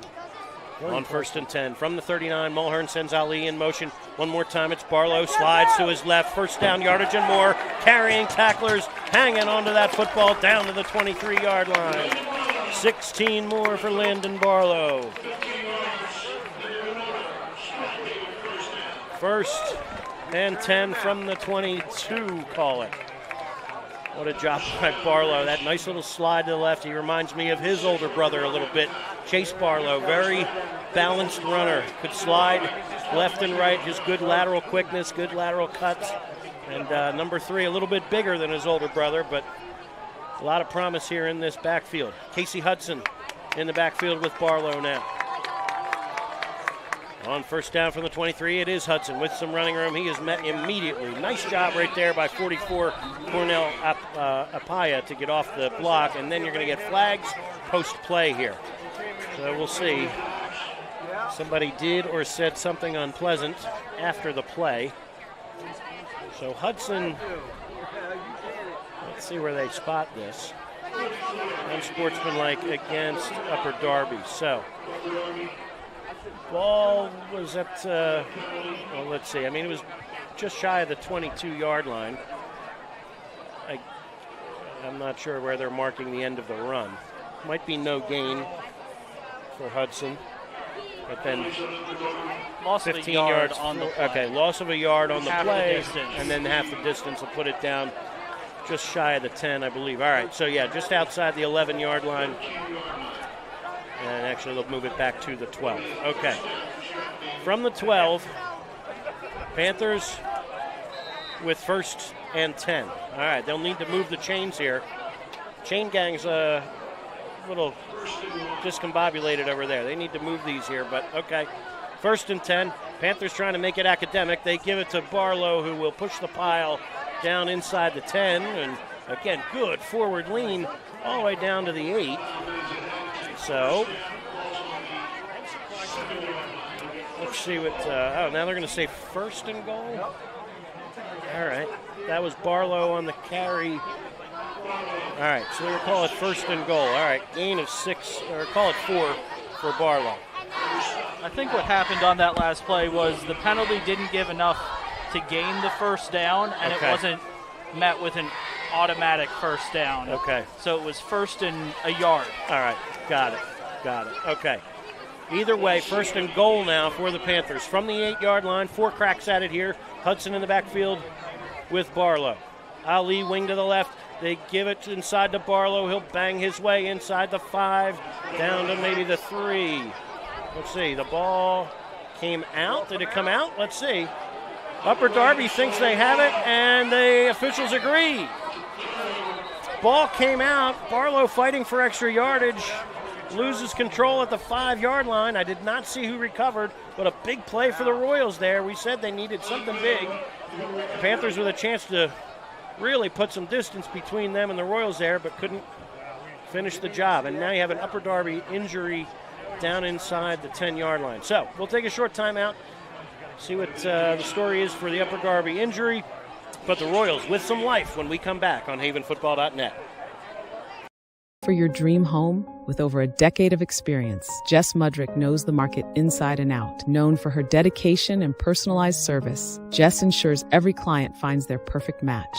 From first-time buyers to luxury estates. A partner at the Sheridan Mudrick team and backed by Coldwell Banker Realty, Jess combines expertise with innovation, using the latest technology to make your buying or selling process seamless. For a real estate experience that's second to none, trust Jess Mudrick and the Sheridan Mudrick team. Visit SheridanMudrick.com today. This is Merrill Reese, voice of the Philadelphia Eagles, where high school football never sounded so good, right here at havenfootball.net. Welcome back to George L. King Field. Another injury on the defensive line here for Upper Darby. Already without Mykere Williams, and now his replacement, number 72, Nicholas Dupriest, hobbles off, so hopefully he can bounce back quickly. Speaking of bounce back, how about the defense forcing the first Strath Haven turnover of the season, ripping the ball away at the 5-yard line, and the Royals now long field in front of them, but some life here, trying to get this to a 1-score game. Panthers would love to force another 3 and out and keep the field tilted, but here we go. The Royals looking for a big play, perhaps. Tight end to the far side, Azim Spicer. Pistol look for Sally, who takes the snap on his goal line, gives it to Abdur Rashid. He runs into Luke Mulhern, falls forward out near the 10 or so. Gain of 5 on 1st down, and a little more breathing room for the Royals offense. Unofficially 8 carries for 40 yards for Abdur Rashid. Split end to the near side, Mason Alston. 2nd down and 5 for the Royals here, with 4:50 and counting to go here in quarter number 3. 2 tight ends set for the Royals for the first time. This is a give, stretching that far side. Abdur Rashid has the corner, and Grayson LaFrance there to meet him, run him out of bounds, but not before the Royals pick up another 1st down.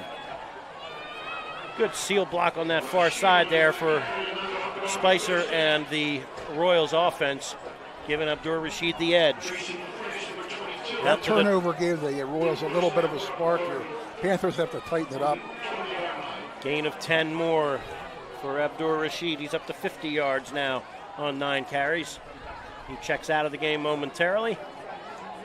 And a fresh set of downs from their own 20 for the Upper Darby offense. Same formation. 2 tight ends. And a pistol look here. On first down, Sophia Sally. Give inside, pushing the pile for a few more. Didn't see who that was on the carry. We'll let them unpile. Did not see the ball carrier there. It was 8. Okay. Checking in the game, that was David Okolosi. Or 6, I'm sorry. That was, yes. Branch, rather. So his first carry of the night. Gains 5 more.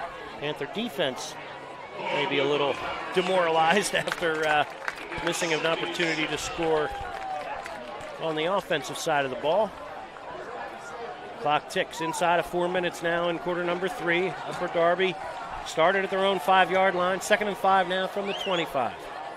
Motion man is Whack, juggles the handoff, but has some speed off that far side. Near first down yardage again. They'll put it down at the 31, gain of 6 on the jet sweep for Duat Whack.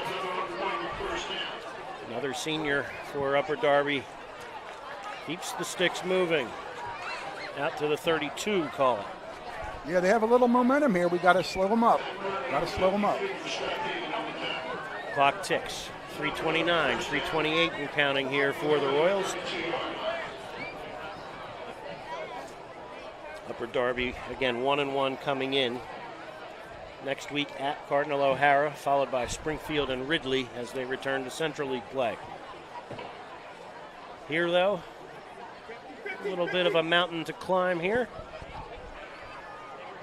But on the move are the Royals here. First and 10 from the 32. Give us the tailback. This is Abdur Rahid, and you've got flags flying in, so he'll weave his way out near the 40, but this is typically in the neighborhood of holding, and I think this is going the wrong direction here for the Royals. Holding it is, and we'll turn this into 1st and 20, I believe, as they will march it off from the original line of scrimmage. So just as Upper Darby gets some momentum here, that's a big penalty there, Pete. Yeah, that's one way you kill a drive. You know, you're moving the ball, you're getting 5-6 yards. Now you need 20 to get a first down. It's a big difference, 10 to 20, big difference. We'll see if the Royals decide to put it in the air now with further to go, but they're moving it nicely on the ground there. Mason Alston to the near side. Same formation, 2 tight ends, and the wing to the near side is Duat Whack. Now they shift. There's some confusion here. They got 2 men in motion. They better come set. And now timeout, Upper Darby, their first of the half to sort things out. All right, 2:22 to go in quarter number 3. Easy for me to say. We'll take a short timeout with them. Be back in 30 seconds. You're listening live to High School Football on havenfootball.net. This video and audio broadcast is copyrighted by havenfootball.net Incorporated for the private use of our audience. Any other use of these broadcasts or any pictures, descriptions, or accounts of the game without a havenfootball.net Incorporated's expressed written permission is prohibited.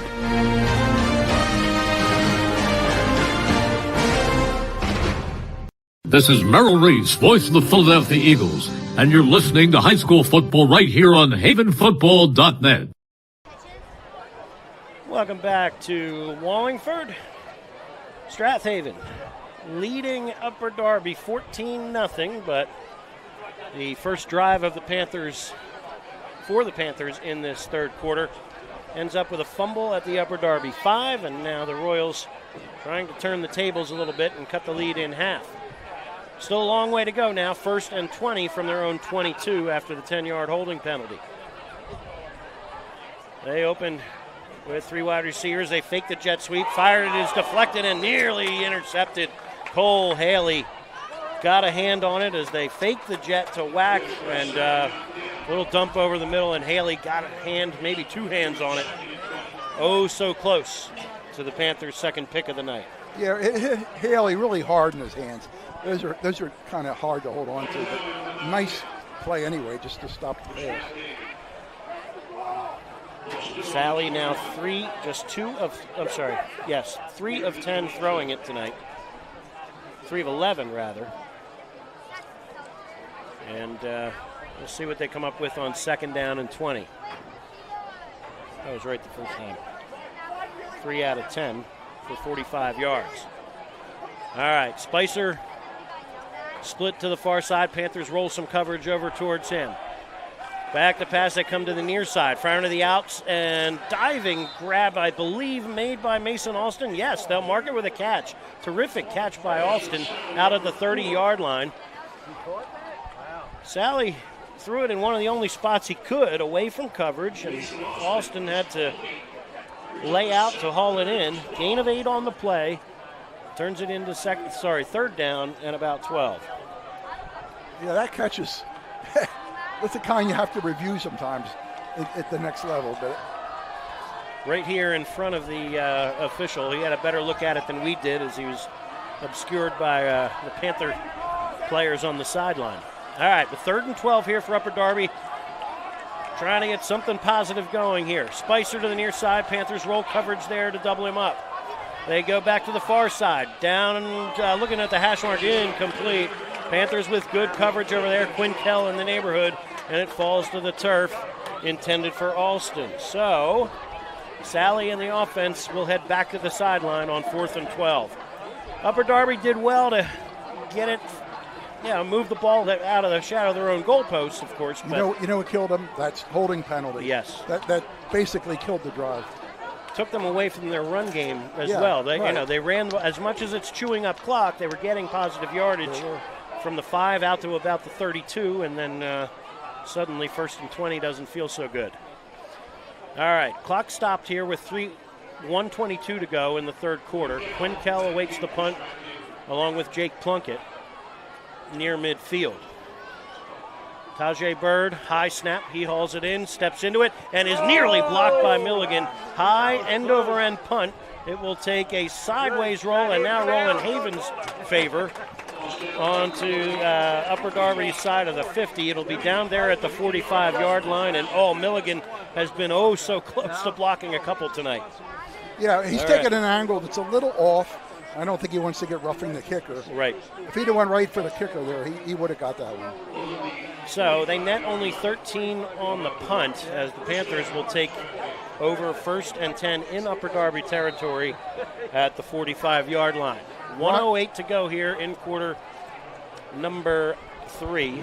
Brian, Derek Bradley just checked into the game. Bradley in there. Look for him to get some action here.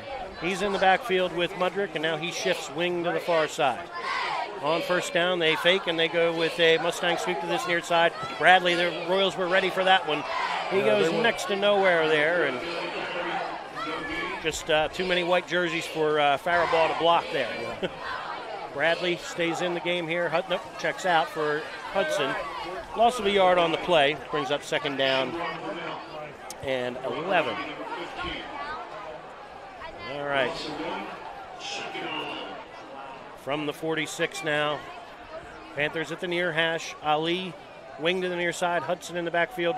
34 seconds, 33 seconds and counting to go here. Quick hitter to Mudrick. Head of steam. 1st down yardage, maybe. Nope. Nice work there by the Royals to swarm to the ball, stopping him a yard shy, but a gain of 10 more for Ryan Mudrick on the quick trap play. Guard trap doing the job here tonight, Pete. Yeah, Mudrick's running really great. Behind Nick Farball, you're going to get yards. You put Nick in front of Harbaugh, you're going to get yards every time. All right, that will do it for the 3rd quarter. A fast-moving 3rd quarter. The score remains where it was at halftime, but the Panthers on the move when we come back for quarter number 4. Be back in just a moment. Glad you're joining us live on the archive on havenfootball.net. For your dream home, with over a decade of experience, Jess Mudrick knows the market inside and out. Known for her dedication and personalized service, Jess ensures every client finds their perfect match. From first-time buyers to luxury estates. A partner at the Sheridan Mudrick team and backed by Coldwell Banker Realty, Jess combines expertise with innovation, using the latest technology to make your buying or selling process seamless. For a real estate experience that's second to none, trust Jess Mudrick and the Sheridan Mudrick team. Visit SheridanMudrick.com today. This is Merrill Reese, voice of the Philadelphia Eagles, where high school football never sounded so good, right here at havenfootball.net. Welcome back as we start quarter number 4 in Wallingford. Strath Haven 14, Upper Darby nothing. Here in week 3 of the high school football season. Brian Carroll bringing you play-by-play. Pete Fulgenetti on the color. Andrew Kaufman doing the engineering and everything else tonight. Got help from Kevin Bittman on the scoreboard, and the cameras out front and above us. Dean Michelson and Mike Clancy. Mike Mayer, hope you're joining us in the middle of the night somewhere on the Rhine River near Germany. But in the meantime, Panthers in business here, 14-0. They switch sides of the field. It'll be 3rd and a yard from the 36. Mudrick one more time. He'll push the pile for first down yardage and drive down to the 32. Gain of 4 more for the senior. Holding on to that football with 2 hands tightly. And 11 carries for 60 yards for Mudrick tonight. Keeping the chains moving. The Panthers can drive, take off time and score here, Brian. This game is over.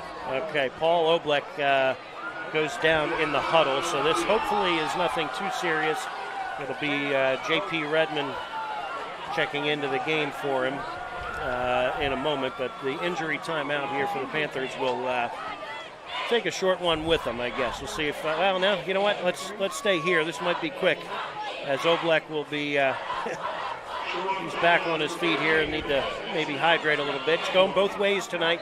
Jackson Miller playing just one side of the football on the offensive side, and Oblek's been a busy guy at defensive tackle and anchoring that left edge here for the offense. So we'll keep it right here. And J.P. Redmond in at left tackle, wearing number 55. 6 foot, 208-pound senior. Will actually shift to the right side, and Miller now kicks to the left. All right. 1st and 10 for the Panthers from the 32-yard line. Gives to Yosef Ali, cuts it back, and not much doing. Great job by a host of white jerseys there. That's 52 David Nicholson leading the way. He's been a busy guy on the offense or the defensive side of the ball. And Ali just 24 yards rushing tonight, unofficially on 8 carries. We'll have something a little more official later this weekend. It'll probably be Sunday until you see the stats on the website. As well as play of the game may come, sometime Sunday or maybe even Monday without Mike Mayer here leading the way on some of this. Casey Hudson back in as a wing to the near side. 2nd down and 9 from the 31. Panthers want to keep the clock moving and looking for more here. Back to pass as Mulhern steps, fires to the flat. It is juggled incomplete. Ali could not quite squeeze it. If he hangs on there, he might score. There was a lot of room in the flat there, just off the fingertips. And Panthers now looking at 3rd and 9. Looks like Upper Darby and a lot of man coverage here tonight, and those flat routes or maybe even a wheel could make a difference. Oblek back in. J.P. Redmond takes a break on the sideline here with 10:28 to go in the 3rd quarter. Panthers leading 14-0. Need maybe 5 or 6 for field goal range, but would love more here. 10 in the box for Upper Darby. Hard count from Mulhern. Good discipline from the Royals. They go inside to Mudrick, who is tripped up. Oh, just as he was getting started, tripped up, and then Osmond DeFay trips him up at the 26-yard line. You'd be looking at a 43-yard field goal try. Don't think Coach Clancy, well, he might. 43-yarder, I mean, it's in his range, but I think they're keeping the offense on the field here on 3rd and about 4. Gain of 7 for Mudrick on that last run. His 12th carry of the evening. Yeah, I don't think they want to risk a field goal. If you get it blocked and run back for a score, then you're in trouble. Even if you don't get the first down here, the clock's running, and the Royals have a long way to go. 4th and 4. Royals trying to get another stop on 4th down. Give inside is to Mudrick. He'll push the pile. He'll be shy of the first down. Royals collapse the pile quickly. Excellent job up front by Big 63 McPherson. And 2 yards shy is where the Panthers will end this drive. And the Royals hanging tough here and giving themselves a chance with 9:33 to go in the fourth. So the Panther defense needing to hold down the fort yet again. They had to make that stop, Ryan. If they didn't, this game would have been over. But by doing that, they still have a shot here. Got a lot of time left. They need 2 scores. Panthers with some missed opportunities there on that drive when they go back and look at film. But put it on the defense. They've been tough so far this season. Only 1 touchdown allowed. It came late in the Interborough game. With the game already in hand. Here, Upper Darby trailing by 2 scores, trying to get something going. They split their best target to the far side. That's Azim Spicer. 2 to the near side for Sally. He takes the shotgun snap, steps up, fires to the near side, and it is juggled and incomplete. Pass a little bit underthrown, and Branch went down to a knee to get it, could not dig it up. Brings up 2nd down and 10, and now Sally just 4 out of 13 throwing it. Clock stops with 9:27 to play here in the fourth. Try to keep the other scores updated. And here, 14-0 Strath Haven. Looking at 2nd down and 10 for the Royals. Spicer to the near side. Cheyenne Branch split to the far side near the numbers. Reed in the slot. They look to dump it underneath, and good open field stick there by Quinn Kell on the dump to the fullback, Ty J. Bird. So Bird picks up 3, maybe call it 4, brings up 3rd down and 6 on his first catch of the evening. Yeah, he ran right into his arms. Put him right down. It was a nice tackle, but he ran right into his arms. Kell's looked awfully good the last couple of weeks with open field tackles. Panthers will need at least 1 more of those on 3rd down and 6 here. Back to pass, Sally looking to the flat out here. Fires complete through Branch, and he's wrapped up quickly by Kell and Starr, but not before he picks up another 1st down. Out to the 41-yard line. Nicely done there on the connection. 3rd catch of the night for Branch, goes for 14 and a 1st down. 1st and 10 here for the Royals. Clock ticking, 8:34 and counting to play in the fourth. Panther defense needing to come up with a stop. Royals trying to get on the board for the first time tonight. Spicer split to the near side. Cheyenne Branch, fellow senior, to the far side. Sally back to pass, looking, steps up, pump fakes, wants it all down the seam, fires, and it is knocked away by Casey Hudson. Hudson got his hands on it almost simultaneously with the intended receiver, Azim Spicer, but great work there by Casey Hudson, playing center field there to knock it away. 2nd and 10. Yeah, he was just back there letting everything come to him and just knocking it down. Panthers, good discipline there not to bite on that pump fake, and Sally taking a vertical shot there with his favorite target, Azim Spicer, who so far tonight, 1 catch for 28 yards, and that's been it. Spicer at the bottom of your screen here on 2nd down and 10 from the 41. Reed and Branch to the far side. Panthers shift that defensive line, and Sally back again, steps up. He wants it all down the near side this time, and LaFrance in great coverage, and in the hip pocket was number 15, Luke Mulhern as well. So throws into double coverage, trying to get Spicer involved again, but incomplete it falls. 3rd and 10. They're not letting him get deep at all. They won't let him get past the last man back there. And that's how you have to play this man, especially when they're down 2 scores. Right. Sally, 5 out of 16 now throwing it for 57 yards and an interception. Panthers would love another pick here. I'll say, Sally's had a nice pocket to throw from for the most part. They've done a nice job protecting him up front, so kudos to the offensive line for Upper Darby. They'll need to do it again here on 3rd and 10 from the 41. Spicer again, split to the bottom of your screen. Dumps it to the flat, complete this time to the halfback Abdur Rashid, and he's forced out of bounds after a short gain. We'll see where they spot this. Maybe a gain of 1 or 2. That's about it. So I like the concept there. You're seeing Luke Mulhern float to the near side to cover Spicer.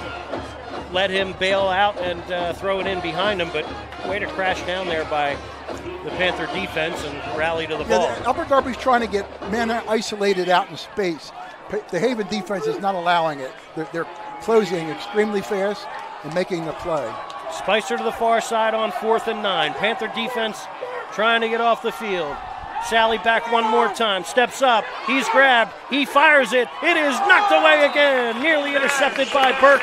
Tremendous pressure from Milligan and Oblak. And a great job by the pass rush that time, and just as I said, he was getting great protection. The Panthers come up big with a rush, and an excellent job by Burke to swat it away. And the Panthers take over 1st and 10 in Upper Darby territory at the 42. He did all he could. He just threw it up in the air, and hopefully one of his men comes down with it. The Panthers knocked it down. They take over, 1st down going the other way. Sophie Sally, just a sophomore. He has some growing to do for sure, but he's had a tough night on the stat sheet for sure. 5 of 18 with an interception and just 58 yards. John Riley split to the far side. Hudson wing to the near side on 1st and 10. Play fake, and they sweep to that far side. This is Casey Hudson with some room, a stiff arm and more. Oh! Nice work by Hudson, picking up 7 on 1st down. Yeah, there you are. Casey Hudson found some room. Riley split to that far side, gave him a little bit of an edge. And the Panthers moving it closer now at the 35-yard line. 2nd down and about 3. Clock continuing to melt on the Royals here. Upper Darby with 2 timeouts. We'll see if and when they decide to stop it. Strath Haven with no hurry here. Just run the clock. 7 minutes to go here in regulation. Mulhern under center. Play fake. Nope, they give it to the fullback, and Mudrick will drive the pile forward for 1st down yardage. Down to the 30, Mudrick. 5 more. 74 yards rushing for the hard-charging fullback. Landon Barlow back into the game here for Hudson. Mudrick, 14 carries for 74. Barlow, 12 carries for 73. So it's been a fullback-heavy kind of game here, and understandably so. Not much room outside the tackles and tight ends, but what a job by this offensive line. Wear your opponent down. That's what they're doing, wearing them down. Ali wing to the far side. Barlow in the backfield with Mudrick on 1st and 10. They give to Barlow with room off that right side, and now here's some speed. 1st down yardage for Barlow. See where they spot this on that far sideline, but he's inside the 20, and that will move the chains for sure. Gain of 12 more for Landon Barlow. Panthers again approaching the red zone, now inside the red zone at the 18-yard line. 6:05 and counting to play here in the 4th. Very methodical Panther offense here tonight. 1 for 3 throwing it. Their first pass of the game went for 43 to Tyler Slaughter to set up the first touchdown. It's been on the ground yardage ever since.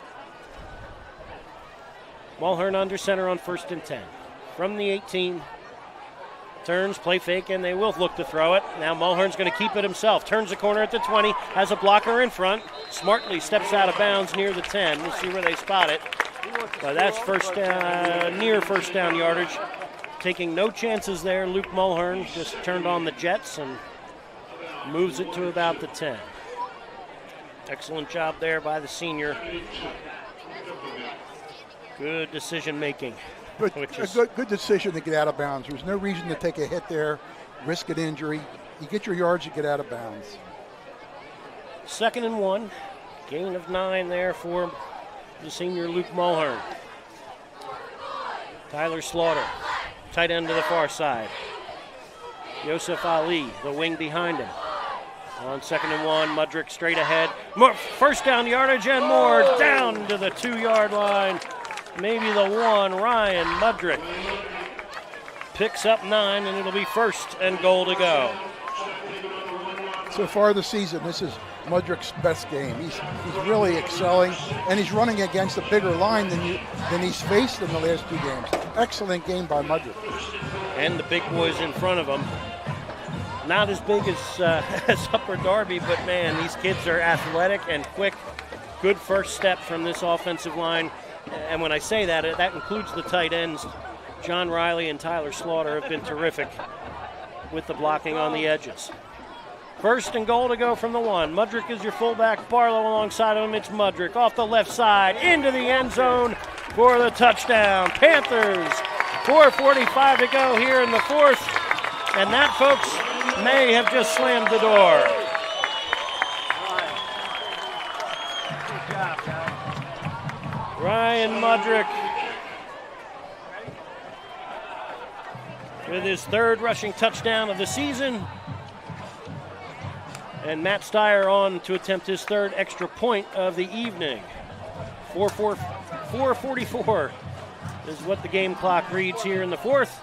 Ball spotted, kick is away. Steyer right down the middle, and the Panthers lead it 21-0. All right, we'll take a short timeout. Be back to see what the Royals can do on offense as the Panthers lead big late in the 4th on havenfootball.net.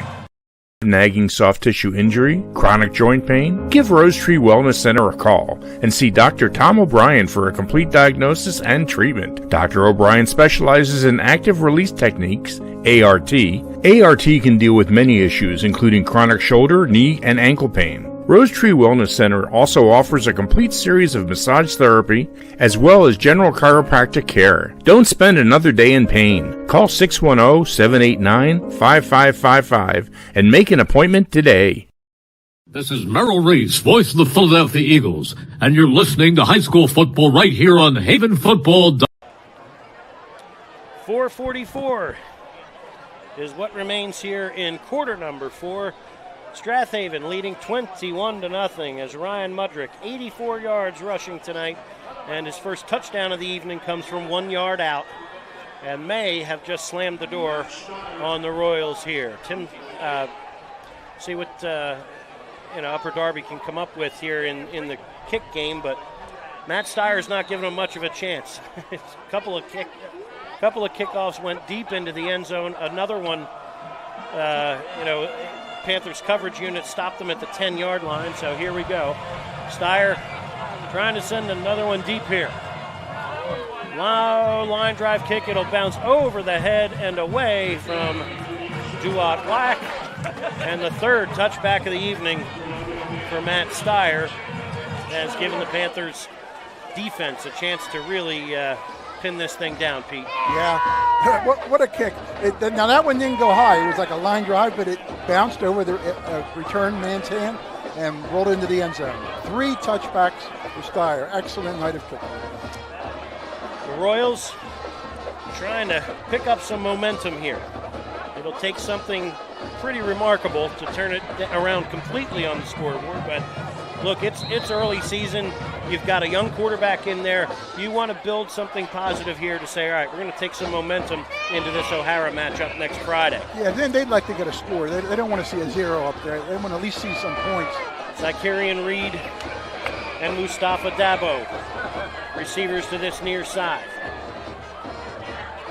All right, in the shotgun, Safi Sally. Sally sends Reed in motion. On 1st and 10, back. Wants to get rid of it quickly. Milligan hanging on for dear life, but he gets the pass off anyway. And look at this. What a job. What do we got here? Oh, he stepped out of bounds. So a short gain on the play of maybe 4 yards, and Zach Milligan thinking, man, I almost had another one. He had Sally wrapped up, but that's we on the roster we were given, it does not have his size, but he is a big, strong young man for just a sophomore. Yeah. He had him wrapped up, but his arm was loose so he could dump the ball off. Gain of 3 on the play. I think that was Abdur Rashid who made the catch, right? Was it complete the 3? We'll find out on the film. Either way, 2nd down and 7. From the 23, Sally with 4 wide receivers and back again. Looks, dumps to the flat. Again, this one is incomplete. Looking for Abdur Rashid, and Landon Barlow seemed to read that one pretty quickly. The defensive end there peeled off his rush and was right in the hip pocket of Rashid there, even if he does hang on. Brings up 3rd down and 7. Yeah, when these wideouts go out in the flat there, they've been covered all night. You know, they're catching the ball, but the yards after catch, nothing. Panther defense has held this Upper Darby passing attack to just 61 yards. The rushing attack is roughly maybe 70 yards or so, if I'm doing quick math. Either way, it's been a tough night for the Royals offense. Pass rush coming again. Sally fires to the far side, incomplete. He was belted by Faribaugh as he released it. Incomplete, the pass falls, and now it's 4th and 7. As Nick Faribaugh coming in hot off that far edge. That's another young man who's been terrific on both sides of the football in the first 3 weeks now. Panther defense looking for their 2nd straight shutout. And of course, week 1 was really against a number of the 2nd and 3rd teamers. Yeah, those 6 points scored against Innerbear were against the JV. Came very late, yep. All right, here we go. 2 wide receivers on the near side are Dabo and Reed. 2 to the far side, 4th and 7. Upper Darby trying to keep hope alive here. Back to pass as Sally steps up, hit as he throws, fires, and it'll be intercepted. And that, folks, should do it. For the 2nd time tonight, it's Patrick Burke hauling it in at the 32-yard line. 2 interceptions for Burke. And the junior linebacker has maybe salted this one away. And again, I didn't see who had contact, but he was hit as he threw it. It's been a tough night for Sally, especially in this second half. 3:29 to go now in regulation, and we have an injured Royal in the backfield as well. So we're going to take a short time out and see what comes of this. Be back in just a moment. You're listening live to High School Football on havenfootball.net. Do you have slow-running drains? Are you thinking about selling your home or property? If so, go to scarpagnatoplumbing.com and schedule a technician. They are the area's only small plumbing company to offer in-house trenchless sewer and water main repairs. They also offer sewer lateral certifications for the surrounding communities. From faucets to water heaters, they can handle all your plumbing needs. Give them a call at 484-832-5566. This is Keith Jackson reminding you you're listening to High School Football right here on havenfootball.com. Benefits Group specializes in creating employee benefit packages which can maximize your company's ability to attract, retain, and award the best employees. We develop a strategy for your business to attract high-quality team members. It is critical to have benefits that are competitive in the marketplace. We develop a benefits package and retirement plan that helps you implement a complete benefit program and retirement solution. We help you implement a successful strategy that rewards your employees for their hard-earned time. Empower your employees with a comprehensive benefits solution from the Wharton Benefits Group. Call them at 484-328-3590. Hi, everyone. This is Greg Murphy from the Phillies broadcast team, and you're listening to High School Football right here at Haven Football. Welcome back to Wallingford. Strath Haven leading 21-0 here late in the 4th quarter as the Royals dealing with another injured player. We'll take you some score updates from elsewhere around Delaware County. Radnor all over Conestoga tonight, 33-0 in the 3rd. Garnet Valley had a running clock circumstance up in Villanova, taking on Harriton, 42-0 Garnet Valley, last we heard. Penwood up on Merritt out of D.C., 18-8 in the 3rd. Ridley on top of Marple Newtown, 28-10. Haverford trailing Pencrest, 20-6 in the 4th. So Haverford, some early fumbles, and we'll see from there. Cardinal O'Hara leading Archbishop Ryan 10-7. Bonner Prendy, we mentioned earlier, was a final. They have knocked off Archbishop Wood 35-7. 21-0 Upper Perk over Sun Valley. And Chichester all over William Tennant 28-0. So we'll keep you posted if we get updates. Thanks to our buddies over at DelcoFootball.com for the pretty comprehensive and very well and nicely updated scores throughout the evening. All right, it is your quarterback, Safi Sally, who was injured. And, for a moment we thought, oh, that's a lineman, that's a big guy. We said all night, that's a big guy throwing the football, and hopefully this is nothing too serious. He did take a big hit as he released that fourth down pass, and we will hope for the best for the young sophomore. All right, so with 3:29 to go here in the fourth, the Panthers leading 21-0. Looks like they will keep the offense, the starters on the field here from the 31-yard line, and just try to, pick up another first down or maybe two, and consult this one away and move to 3-0 and get ready for their first road game of the season. It'll be next Friday night at Radnor. But here, 3:29 still to play in quarter number 4. Derek Bradley in the backfield with Ryan Mudrick on first down. Mulhern turns and the give is to Mudrick. Quick hitter right up the middle, and he'll push his way for 3 or 4.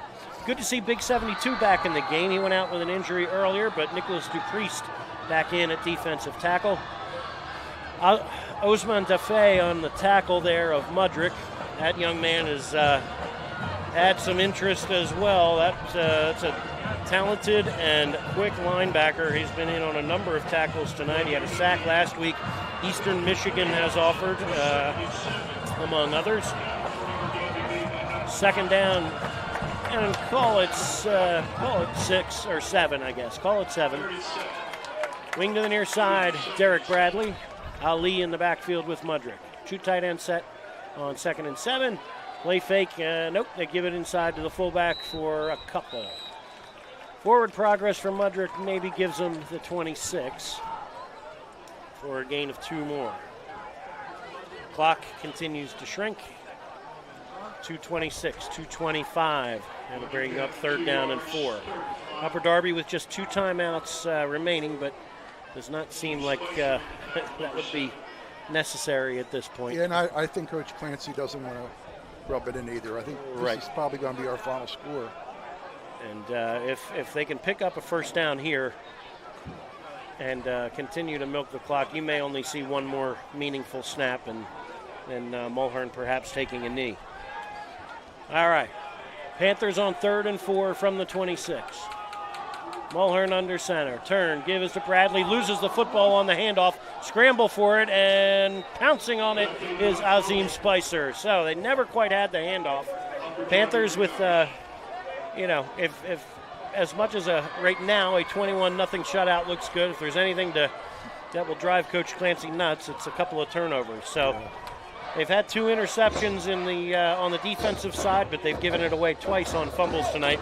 That one on a mishandled exchange with Mulhern and Bradley. So, could have been worse, of course. Just 1:39 remaining.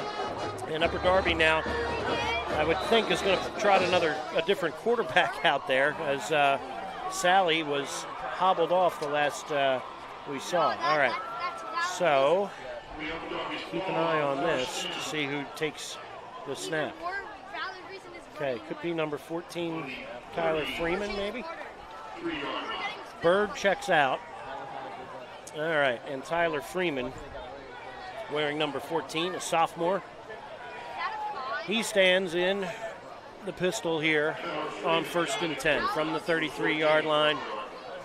Freeman with 2 backs in the backfield. Turn and give is to the tailback, and carrying Burke for a little bit of a ride there is Saladin Abdur-Rashid. He is the leading rusher tonight for the Royals. Takes it out to the 40, maybe 41 here is where they'll mark it after a gain of 8 more. So, 58 yards rushing unofficially for number 3. Okay, clock was stopped, I guess, for a timeout. All right, we're going to take a short timeout with them. Panther defense wants to talk things over here as we come down to the final minute and change in week 3. Thanks again to our fantastic sponsors. We'll hear from them in just a moment here on havenfootball.net. Family Senior Home Care is owned by a Strath Haven family, the Glowackies. We provide in-home care assistance with all activities of daily living, personal care, transportation, mobility assistance, light housekeeping, and meal preparation. We also offer personal care, including hygiene, companion care, and medication reminders. Alzheimer's and dementia care, along with short-term respite care, are also available. Schedule your free consultation at 610-719-3223 or go to our website at secondfamily.com. Hi, everyone. This is Greg Murphy from the Phillies broadcast team, where high school football never sounded so good, right here at havenfootball.net. All right, here we go. 1:30 to go here in regulation. The Royals from their 41, second down and 2 upcoming after the timeout. So here we go. Pistol look with Saladin, Abdur-Rashid, and a high snap this time. Scramble for in the backfield. Abdur-Rashid does well to pick it up, and he's going to have some, can't call it positive yardage, but boy, it could have been worse. He did well to scramble and make something happen. You have 4 black jerseys deep in the backfield here, but in the meantime, he'll take it out to the, let's see where they spot this one, 38, 39-yard line. All right, back to the 38. Loss of 3 on the play on a spot that really could have been far worse. Clock stop, 1:12 to go here. 1 timeout remaining for the Royals. Duat Whack checks out. Clock resets now at 1:21, I believe, is where they'll go with this. Okay. All right, here we go. 1:21 on the game clock. 3rd and about 5. Spicer at the bottom of your screen. Panthers with 2 men out here. Back to pass on 3rd down and 5. A little shallow cross. Cole Haley eats up Zakarian Reed. Big hit from 7 right there. Forward progress will give him the 41-yard line and bring up 4th down and about 2. But nice catch there by Reed, but boy, did he pay for it. Big hit from Cole Haley. Yeah, they've been hitting all season that way. Those linebackers, and they're really tackling well. 4th down and 2. 4th and 2 here for the Royals. Last shot. Taking the snap, back to pass, firing down the seam. It's intercepted. Cole Haley will take the pick and take a seat as the Panthers' 3rd pick of the night will seal the deal. 2 big plays by Haley with a big hit and then a 4th down interception. And number 14, Tyler Freeman, the sophomore, greeted rudely as the Panthers will have a chance now to take a knee. 35 seconds to play, and the Panthers move to 3-0 on the young season, 2nd straight shutout. Well, pretty impressive, Pete. This is a team that's, certainly stiffer competition. Upper Darby was game tonight, but this Panther defense is really, really tough. This is one of the most physical teams we played in. 21-0. And could have been a whole lot more. Here's Mulhern, takes a snap, takes a knee. That will start the clock one more time, and the handshakes begin at the line of scrimmage. And everybody else will line it up at the 50 and get ready to rock and roll next Friday night. The Panthers will hit the road at Radnor. All right, your final score here, 21-0. Strath Haven will take it, but we'll be back here in a moment for a quick post-game wrap. Glad you're listening. Live or on the archive to havenfootball.net. Want to have your kids get involved in the fastest growing youth sport in America? Non-contact flag football is here in Wallingford at Fisher's Finest Flag Football. Boys and girls in 3rd, 4th, 5th, and 6th grades are eligible. Adult coaching for each team assures that each child is taught proper football techniques and skills. Get involved in flag football. Sign up for learning camps in spring 2026. Go to fishersfinest13.com for more information. Hello, everyone. I'm Ron Jaworski, former Philadelphia Eagles quarterback, and you're listening to high school football right here on Haven Football.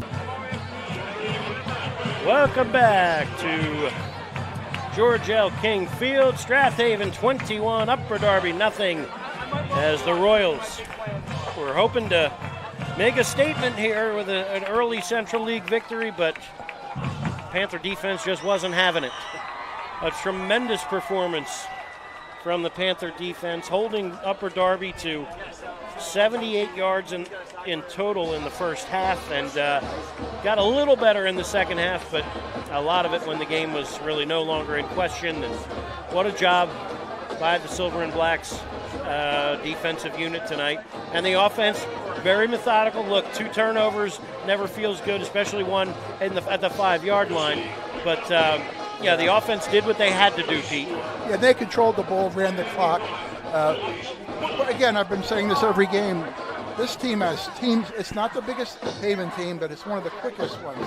They have team speed, they know how to tackle, and they have 4 to 5 running backs that can wear down their opponents, and they've done that to Interborough, Pencrest, and now tonight to Upper Darby.